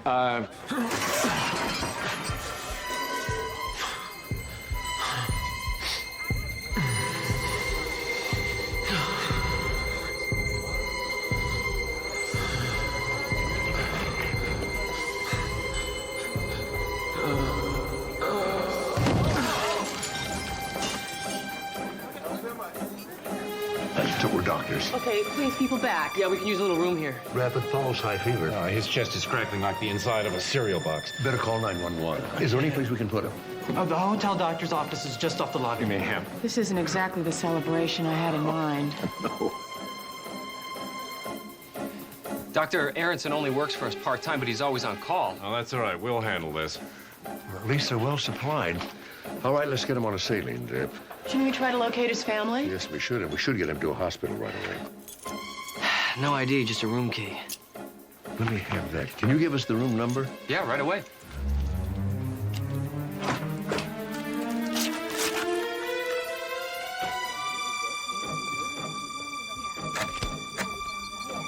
Room 101. Who's it registered to? Mr. Vander, Alex Vander. Paramedics are on the way. We have a name for our patient, Alex Vander, in 101. All right, we'll confirm his ID. And I hope find something to explain his condition. Hello? We better start searching. Yeah, I'll look in the bathroom.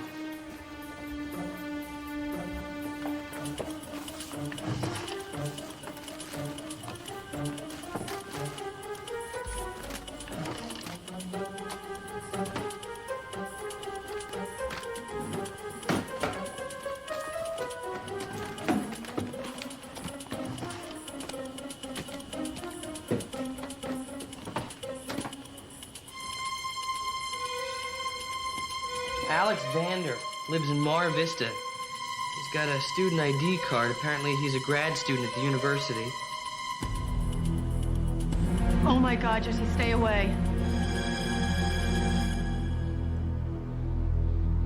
Caution, infectious agent. Federal law prohibits unauthorized use or possession of this biological material.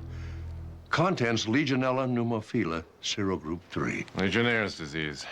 Serogroup 3? I've never heard of a strain like that before. Well, there are many different strains of Legionella. Some are extremely virulent, some of them relatively benign. This doesn't look like one of the benign ones to me. Jesse, 10 cc's of erythromycin. The ambulance. We can't let anybody in here or let anybody out. We've got to lock this hotel down. Where's Krupp? He's at the front desk. You can lock all these doors, can't you? Yes, but why would I want to do that? We have guests coming and going night and day. Not anymore. Amanda, I'll handle it. we have to put the hotel under quarantine. What? Ma'am, I'm sorry, you can't. Heard of Legionnaire's disease? Mr. Vander is dying of it right now. Well, if word gets out of this, we're Well, it's going to get out, all right. We have to notify public health right away. And we should lock those doors before the paramedics get here. It's just more people to quarantine. You gotta help me. It's my wife. I think she's dying. All right, I'm Dr. Downey. Take me to your wife. Okay, let's lock it down. Show me the... Here.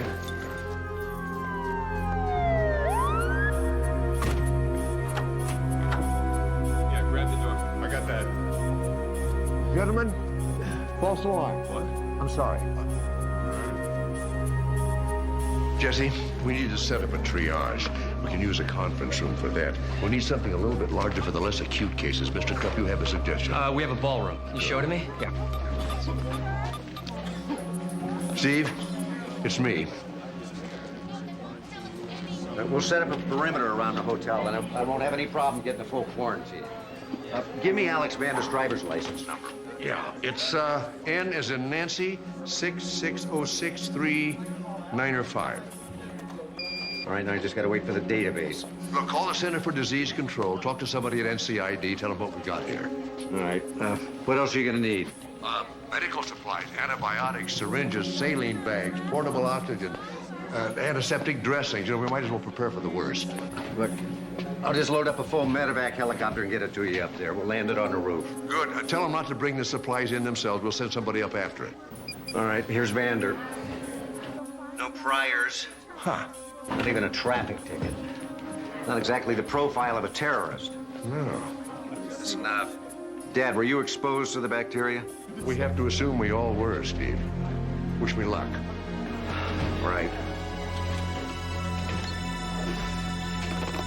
Roll away beds, as many as you can get.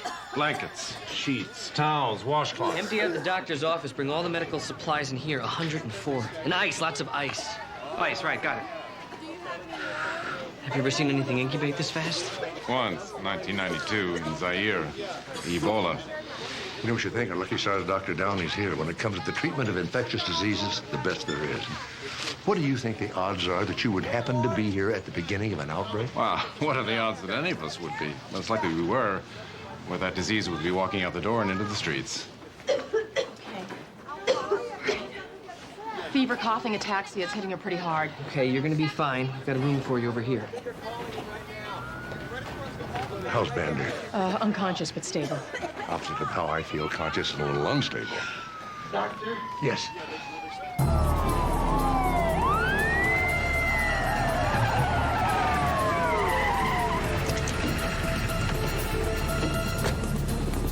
Let's get this block cleared and cordoned off now. Let's go on the double. Department of Health? That's right. Let's get those signs up now. 1182, this is Metro 1, come in. This is Lieutenant Sloan, Metro. What's up? There's a guy here who wants to talk to you. Driscoll brought him in. I'm kind of tied up right now, Metro. His name is Beathers, Jim Beathers. He says he's Alex Vander's professor at the university. I'm on my way. That's great, thanks. Thanks. We can use more blankets. Excuse me. Get some ice, too, thanks. Are you in charge here? I guess so, just as much as anybody else. I was told I couldn't leave. Yeah, that's right. In fact, you should probably go back to your room. That is, if you're feeling all right. I'd feel better if I could get out of here. I think we all would, but we're just gonna have to be patient, okay? But it's really important. I'm a model and I have a photo shoot. Yeah, it's just gonna have to wait.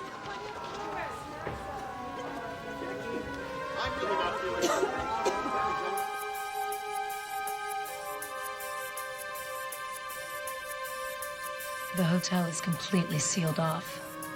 Nobody can get in or out. I guess we're stuck.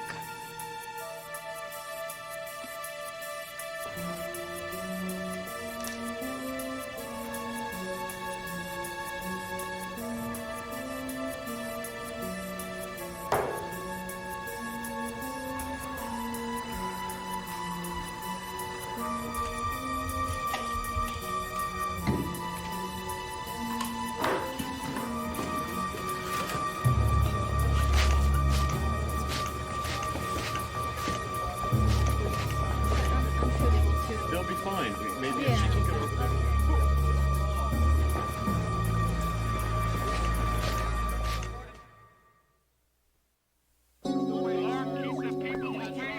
Now, the order for the quarantine comes directly from the Department of Health.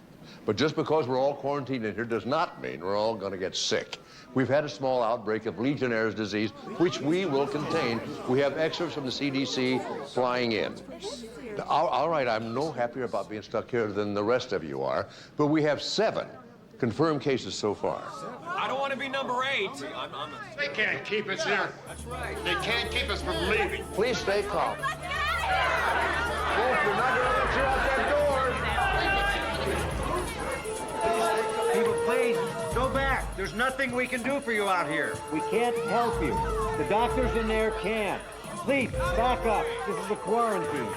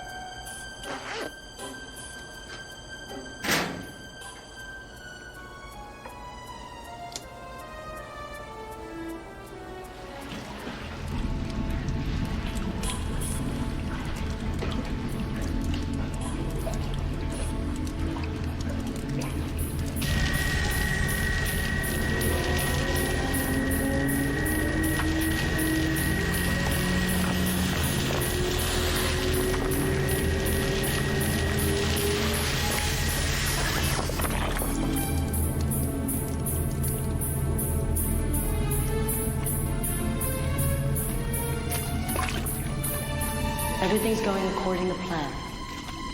What about Dr. Sloan? He wasn't part of the plan. No, but he's cooperating. He won't be a problem. Yeah? What about Vander? You didn't tell me he was gonna get sick. I bet you didn't tell him that either. It was an accident. A horrible accident. Don't worry. There won't be any more mistakes. Soon we'll be together in the Caribbean or the south of France or wherever we want to be. Yeah? Well, that won't happen if I don't get through this wall. Then get busy. I want no foot traffic at all. Keep those people back.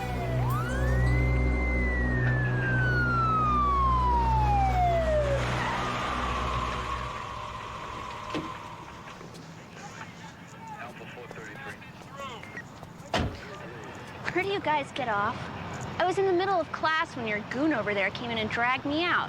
Please accept my apologies. We just didn't have time for the usual pleasantries. Right. Like you ever have time for the usual pleasantries. I don't even get those when you're writing me a parking ticket. I need to talk to you about Alex Vander. Great. Not only do you drag me out of class, but you drag me out of class to talk about my least favorite human being on Earth. Your former boyfriend, from what I've been told. What of it? See that hotel over there? Dozens of people are sick and dying because of a germ your ex-boyfriend let loose. You and I are going to find a nice, quiet place to talk, and you're going to fill me in on every single detail of his life.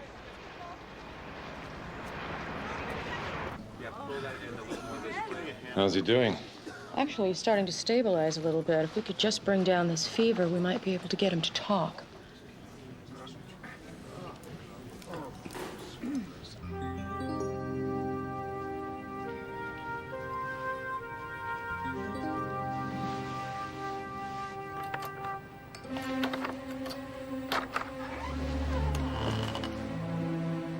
You're supposed to be treating those poor, infected people. Unfortunately, I've got lots of help. Sloan? He's been looking over my shoulder every minute, and he and his little worker bees have managed to keep Vander alive. What if he talks? That would be a problem. That would be the end. Make sure it doesn't happen. I don't know about your timing. My timing is perfect. Save the seduction act for Krupp. And help me figure out what we're going to do about Vander.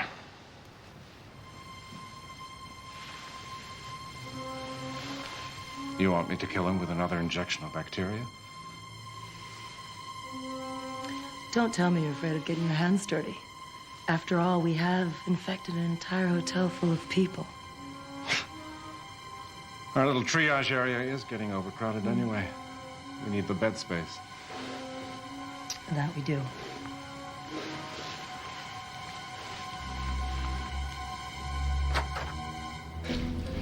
Ariel. What is it? Have you broken through? You wish.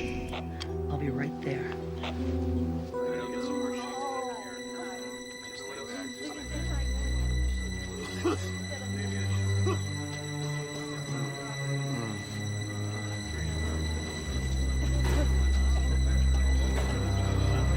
Do we have any Rimpanton? We've got everything. They emptied half the pharmacy at Community General. Why? Oh, erythromycin isn't going to do it alone. We need to augment. Well, we have to do something. Let's try it.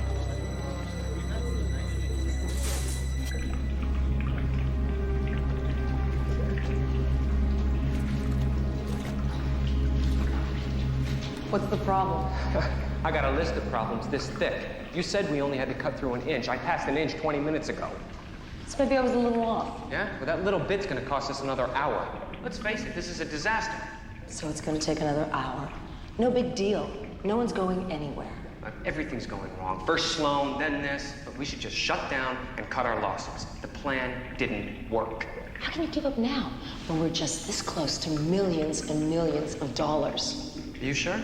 I mean, it could be 3 inches, maybe 4. Maybe the security system is better than you thought. Maybe the money isn't even there. Calm down. Go upstairs and make an appearance. I'll take care of this. Go. Be strong for me.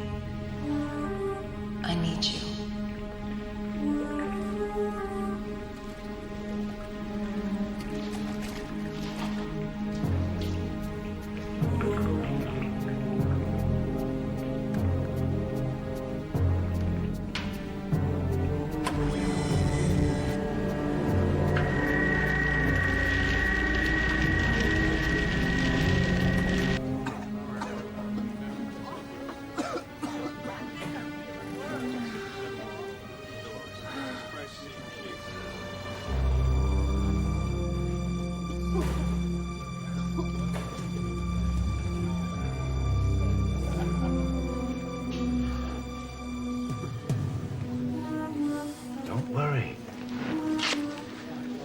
We're gonna try another medication.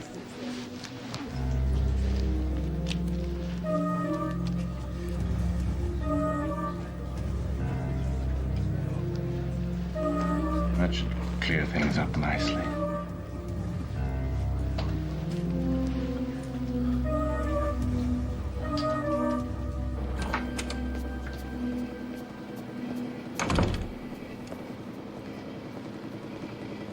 Hello? Yeah, Dad, it's me.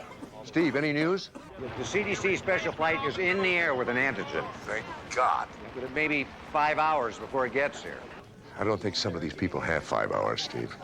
How are you, Jesse, and Amanda doing? Well, that depends. What have you found out? Art Vander's a grad student working on new antigens for antibiotic-resistant strains of Legionella. 6 weeks ago, he walks into a cafeteria and a beautiful woman hits on him. Finds him and his work extremely interesting. She chose him because of his access to the bacteria, and then she seduced him. Yeah, big time. He dumps his girlfriend, stops seeing his friends, starts coming in late or not at all to classes. By all accounts, he becomes totally obsessed with her. Anyone know who she is?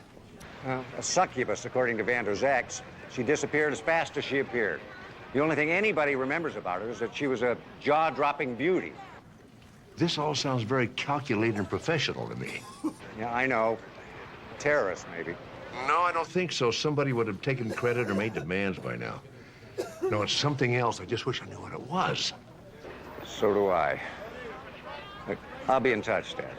Thanks, Steve. Mr. Krupp. Hello, Doctor. How we doing? Just trying to hold out until the CDC team gets here. What's the matter there? It's just an itch. Just an itch? There's no such thing. I mean, not at ground zero of an epidemic outbreak.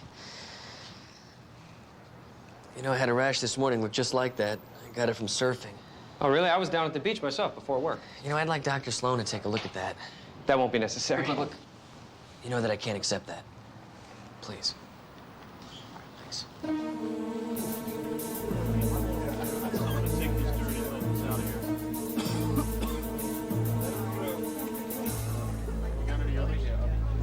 You been in the water? I swim every morning. Well, the good news is it had nothing to do with Legionella. Doesn't make me want to start surfing anytime soon. Jesse, how's your rash? It's pretty much gone. You know, it's funny. Yours took so long to break out, and you were both exposed about the same time. You're the doctor. Well, we'll give you some cortisone cream for it. Great.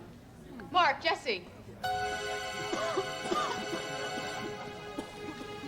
He's dead. No, this shouldn't have happened so quickly. I want to know exactly what killed him.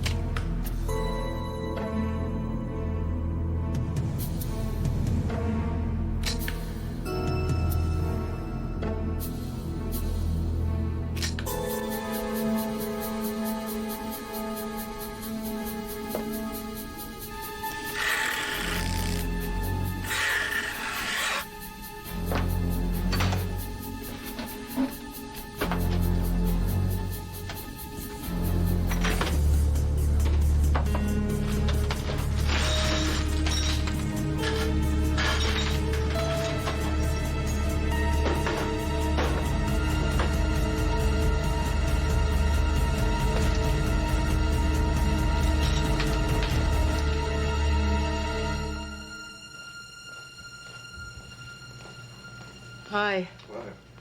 I realize this isn't the optimum spot for an autopsy, but I found some intriguing information. Take a look at the slide.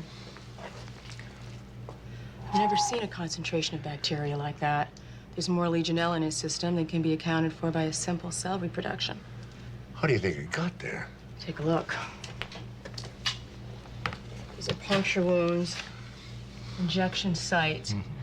Now, this one hadn't completed clotting, but I believe this is where he received his rimphantin shot.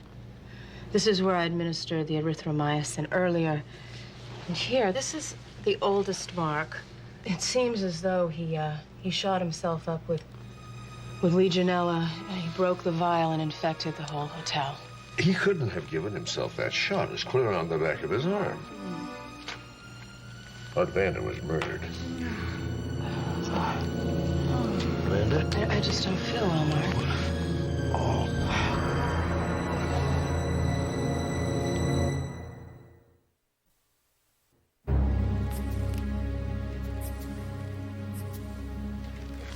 This dame was hoarding more jewels than Princess Margaret. Let's just get what we came here for. The cash and the jewels. Okay, boss. Now, why would someone have this in a safety deposit box? Take it. Why? Maybe it's kinky. Could be fun. I'd rather do it than watch it. What's on this tape is probably very embarrassing. You never know when we might need to augment our cash flow. Judging by our take today, it's not going to be anytime soon, but it never hurts to plan ahead. Does all of this excite you? Yes. Is it the danger? Or the wealth? Or is it me? It's you. There's plenty of time for that later. They're going to start to miss you upstairs. They're so busy with the epidemic, I doubt they even notice I'm gone. But if they do, we're in trouble. Go. I'll finish up here. You found me because you needed someone with the knowledge of infectious diseases. And that's changed, hasn't it? I need you now. Because I need you.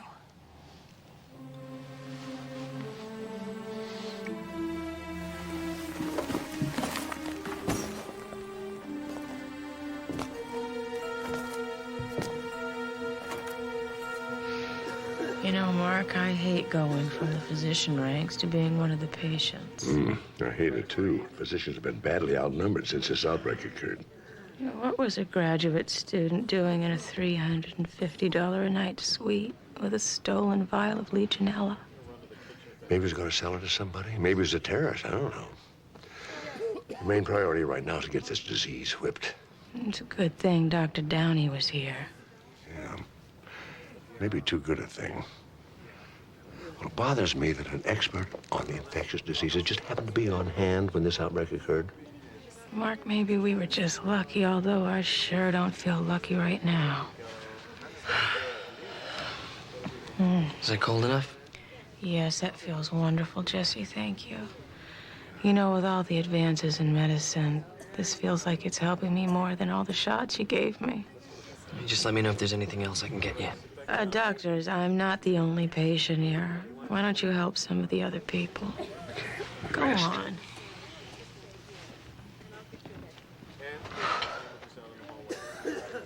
How you doing? I'm fine. Look flushed. I'm fine, really. Thanks. Could somebody please bring me some more towels? Yes, doctor, right away. Very amazing. How's that? Well, enough energy you've got. Tell you the truth, I'm feeling a little sapped. So's Jesse. Poor Amanda. Well, she'll be all right. They all will. CDC will be here in a few hours. I'm mighty happy to see them. Get these people on their feet and then get to the bottom of this thing. Get to the bottom of what? The murder. Murder? Yes. Well, Mark, I think it's pretty obvious what happened. Alex Vander stole some bacteria and it cost him his life. I'm not sure he even intended to murder anyone. Well, maybe not, but somebody intended to murder him. He was deliberately infected. Isn't that strange? The man who's working with the vaccine brings the bacteria and not the cure? Huh. What makes you think he was intentionally infected? The autopsy. Autopsy? Yes, I had Amanda perform one. Oh, didn't I mention she's an L.A. County medical examiner? Well, it's lucky for us that she was here. Yes, just one amazing piece of good fortune after another, isn't it?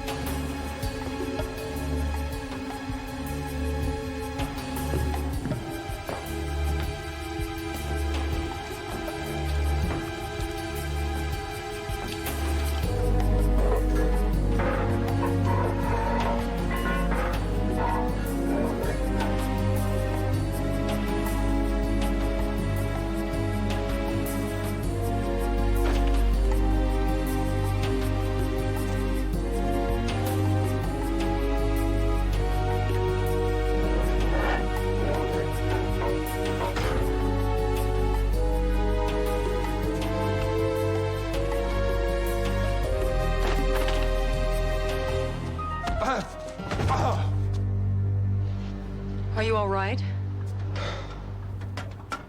You know better than to sneak up on me like that. I wasn't sneaking.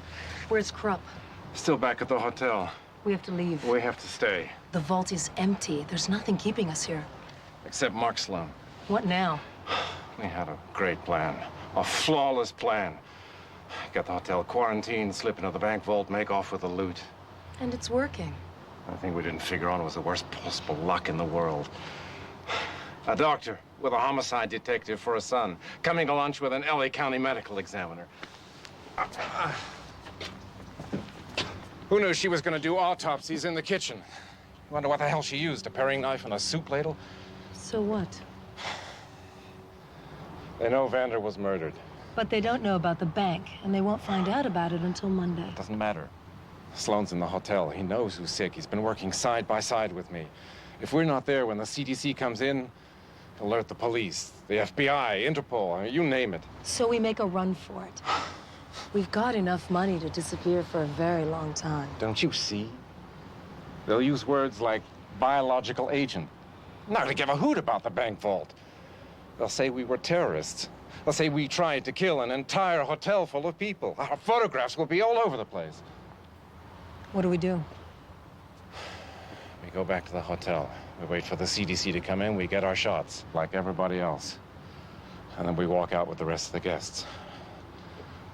We can come back and still be out of the country 24 hours before they find out about the robbery. Ariel, we have no choice. I wish to God we did. All right. Let's get back to the hotel then.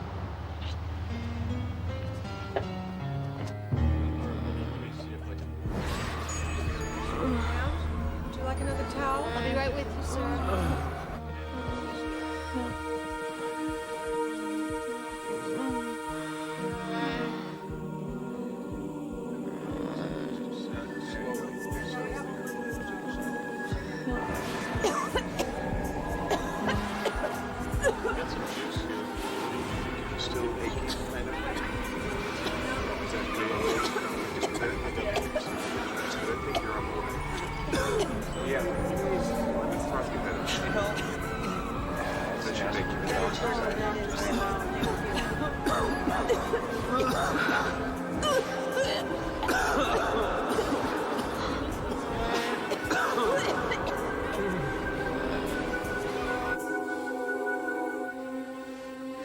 That's the second one we've lost in the last hour. Where is that Anderson? Cameron? Yeah. How's Amanda? She's not getting any better. You're not looking so much better yourself. Like, it's just a matter of time before we all get sick if the CDC doesn't get here soon. Herb? It's nothing. I twisted it coming down the stairs. This young lady was kind enough to help me. I'm sorry, I didn't get your name. I'm Ariel. I'm Dr. Downey. This is Dr. Sloan, Dr. Travis. We already met. How do you do? Hop up and let me have a look at it. No, Mark, it's just a sprain. We've got more important matters to attend to. Oh, I don't think I'm gonna get my shoe back on that. You're sure not? That ankle is really swollen. I don't want you wearing any hard shoes. Jesse, why don't you check Ariel out for any signs of Legionella? But I'm fine. It's just a precaution we do with everybody. It'll take less than a minute. I better get some ice for that. Well, look, It's too much to do. I can't just lie. You're not going to be any help if you're in too much pain to work. Now, you know that. We'll try some ice on it for about 10 minutes to see how you feel. Maybe I can scare up an air cast for you.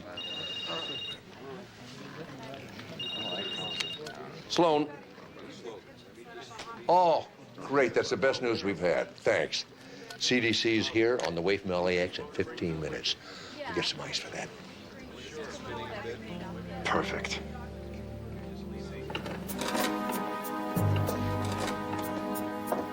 How's it going? We should be patching this up on the other side. We should be on the way to the van right now. No, Downey's right. We wouldn't even make it 10 miles. Look, we didn't plan this thing for 3 months to have a guy like Sloan come in here and screw this up. Forget about Sloan. Pretty soon it'll be just you and me. Oh. And Irv Downey.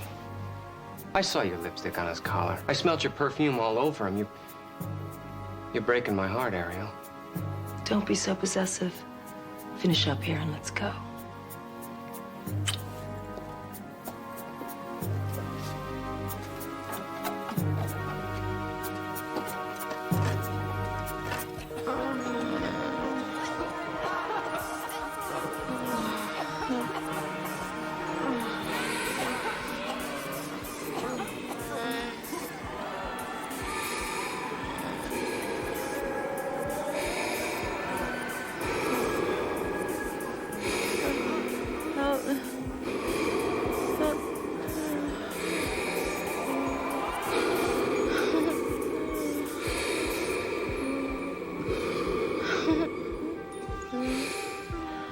This is Dr. Amanda Bentley. Amanda, these are the doctors from the CDC. They're going to give you a shot.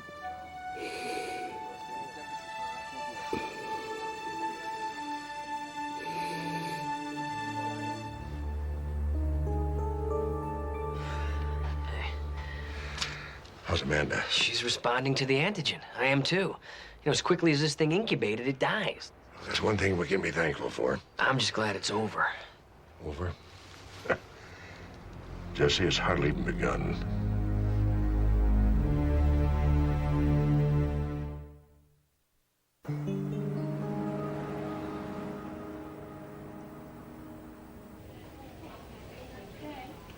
Sounds clear. Good. Can I check out now? You just checked in. I want you here overnight. You usually ask me that when you want me to run a toxic panel on a murder victim or a DNA match on a suspect. Or check out a suspicious piece of clothing. Exactly. Well, Jesse's taking care of that as we speak. You need a rest. Steve. Hey, don't look at me. There's nothing I can do to help you. Congratulations, Doctor. You're going to be fine. Everyone is. We've done all the blood analysis, and the infection is in complete retreat. There were 24 acute cases, and they're being kept here for overnight observation, but everyone else is cleared to go home. Well, it's good you were there, Herb. We couldn't have done it without you. Let's do lunch sometime, okay? You know where to find me. Have you met my son, Steve? No, not that I recall. Did I mention he's with the LAPD? Really? It's a pleasure to meet you. So long. Oh, should we go on down to the Path Lab and see how Jesse's doing? Yeah. I hate when anyone is in my path lab fiddling with my equipment. We'll see that he puts everything back nice and neat.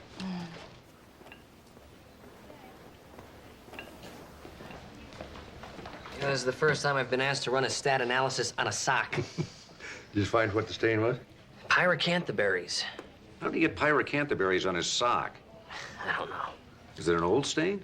No, it was still moist when I looked at the ankle. Why are you scratching your hands? Because it itches. See that? You got a rash. It's hardly noticeable. But it's a rash, all right. How long ago did you notice the itching? I don't know, like a half an hour ago. Maybe I'm allergic to pyracanthoberries. No, I doubt that. It's got to be something else. Dad, where are you going with this? How many pyracantha bushes did you see around that hotel? Is this a trick question? You're supposed to answer none. None. That's how many I saw. Yeah, maybe not in the hotel, but the side street bordering the hotel is named Mockingbird Lane. That's right. It's famous. For its birds? Well, also for the pyracantha bushes that attract the birds. bushes full of berries. But if the hotel was locked down all day, how did Downey get to Mockingbird Lane? Wait a minute. Jesse, that's the same rash you had on your back this morning from sewage. I bet if you check that sock, you're gonna find some sewage in it. I think Donnie went out through the sewer. But why? Steve, can you get me a map of the sewer system for this area? Good.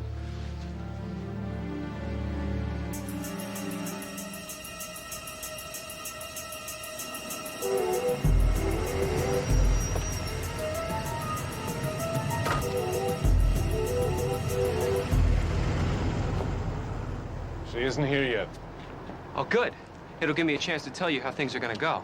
And we're gonna fly down to the Caymans, we're gonna divide up the money, and then you're gonna go away and leave me and Ariel alone. Why's that? Because it's me she loves. She told me so. That's ridiculous. What could you possibly give her? About $20 million. It hardly gives you an edge, my friend. Look, she shared things with me. Things from the heart. Things that she'd never shared with anyone else. What can I say? You got me beat. I'll bow out like a gentleman right after I get my money.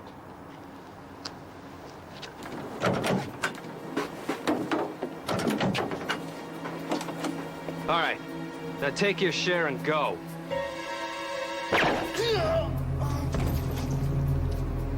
Checkout time, Mr. Krupp. Hope you enjoyed your stay.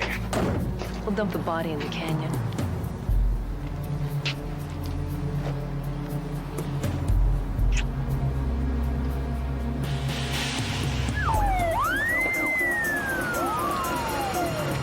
Drop your weapons and put your hands on your head. Don't move. Got it. Go around the side of the van.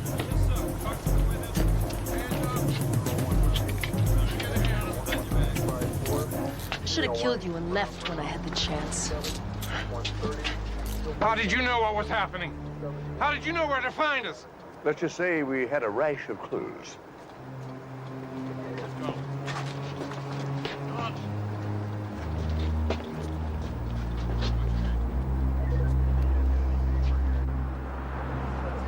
Steve, it's been a whole week, and I still can't believe I won the Medical Examiner's Society Scene Investigation Award.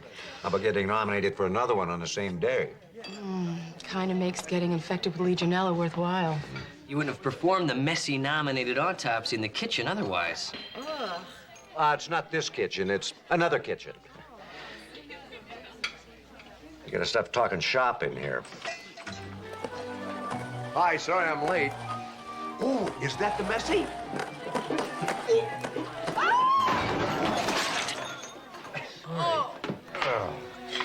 Well, it's messy now.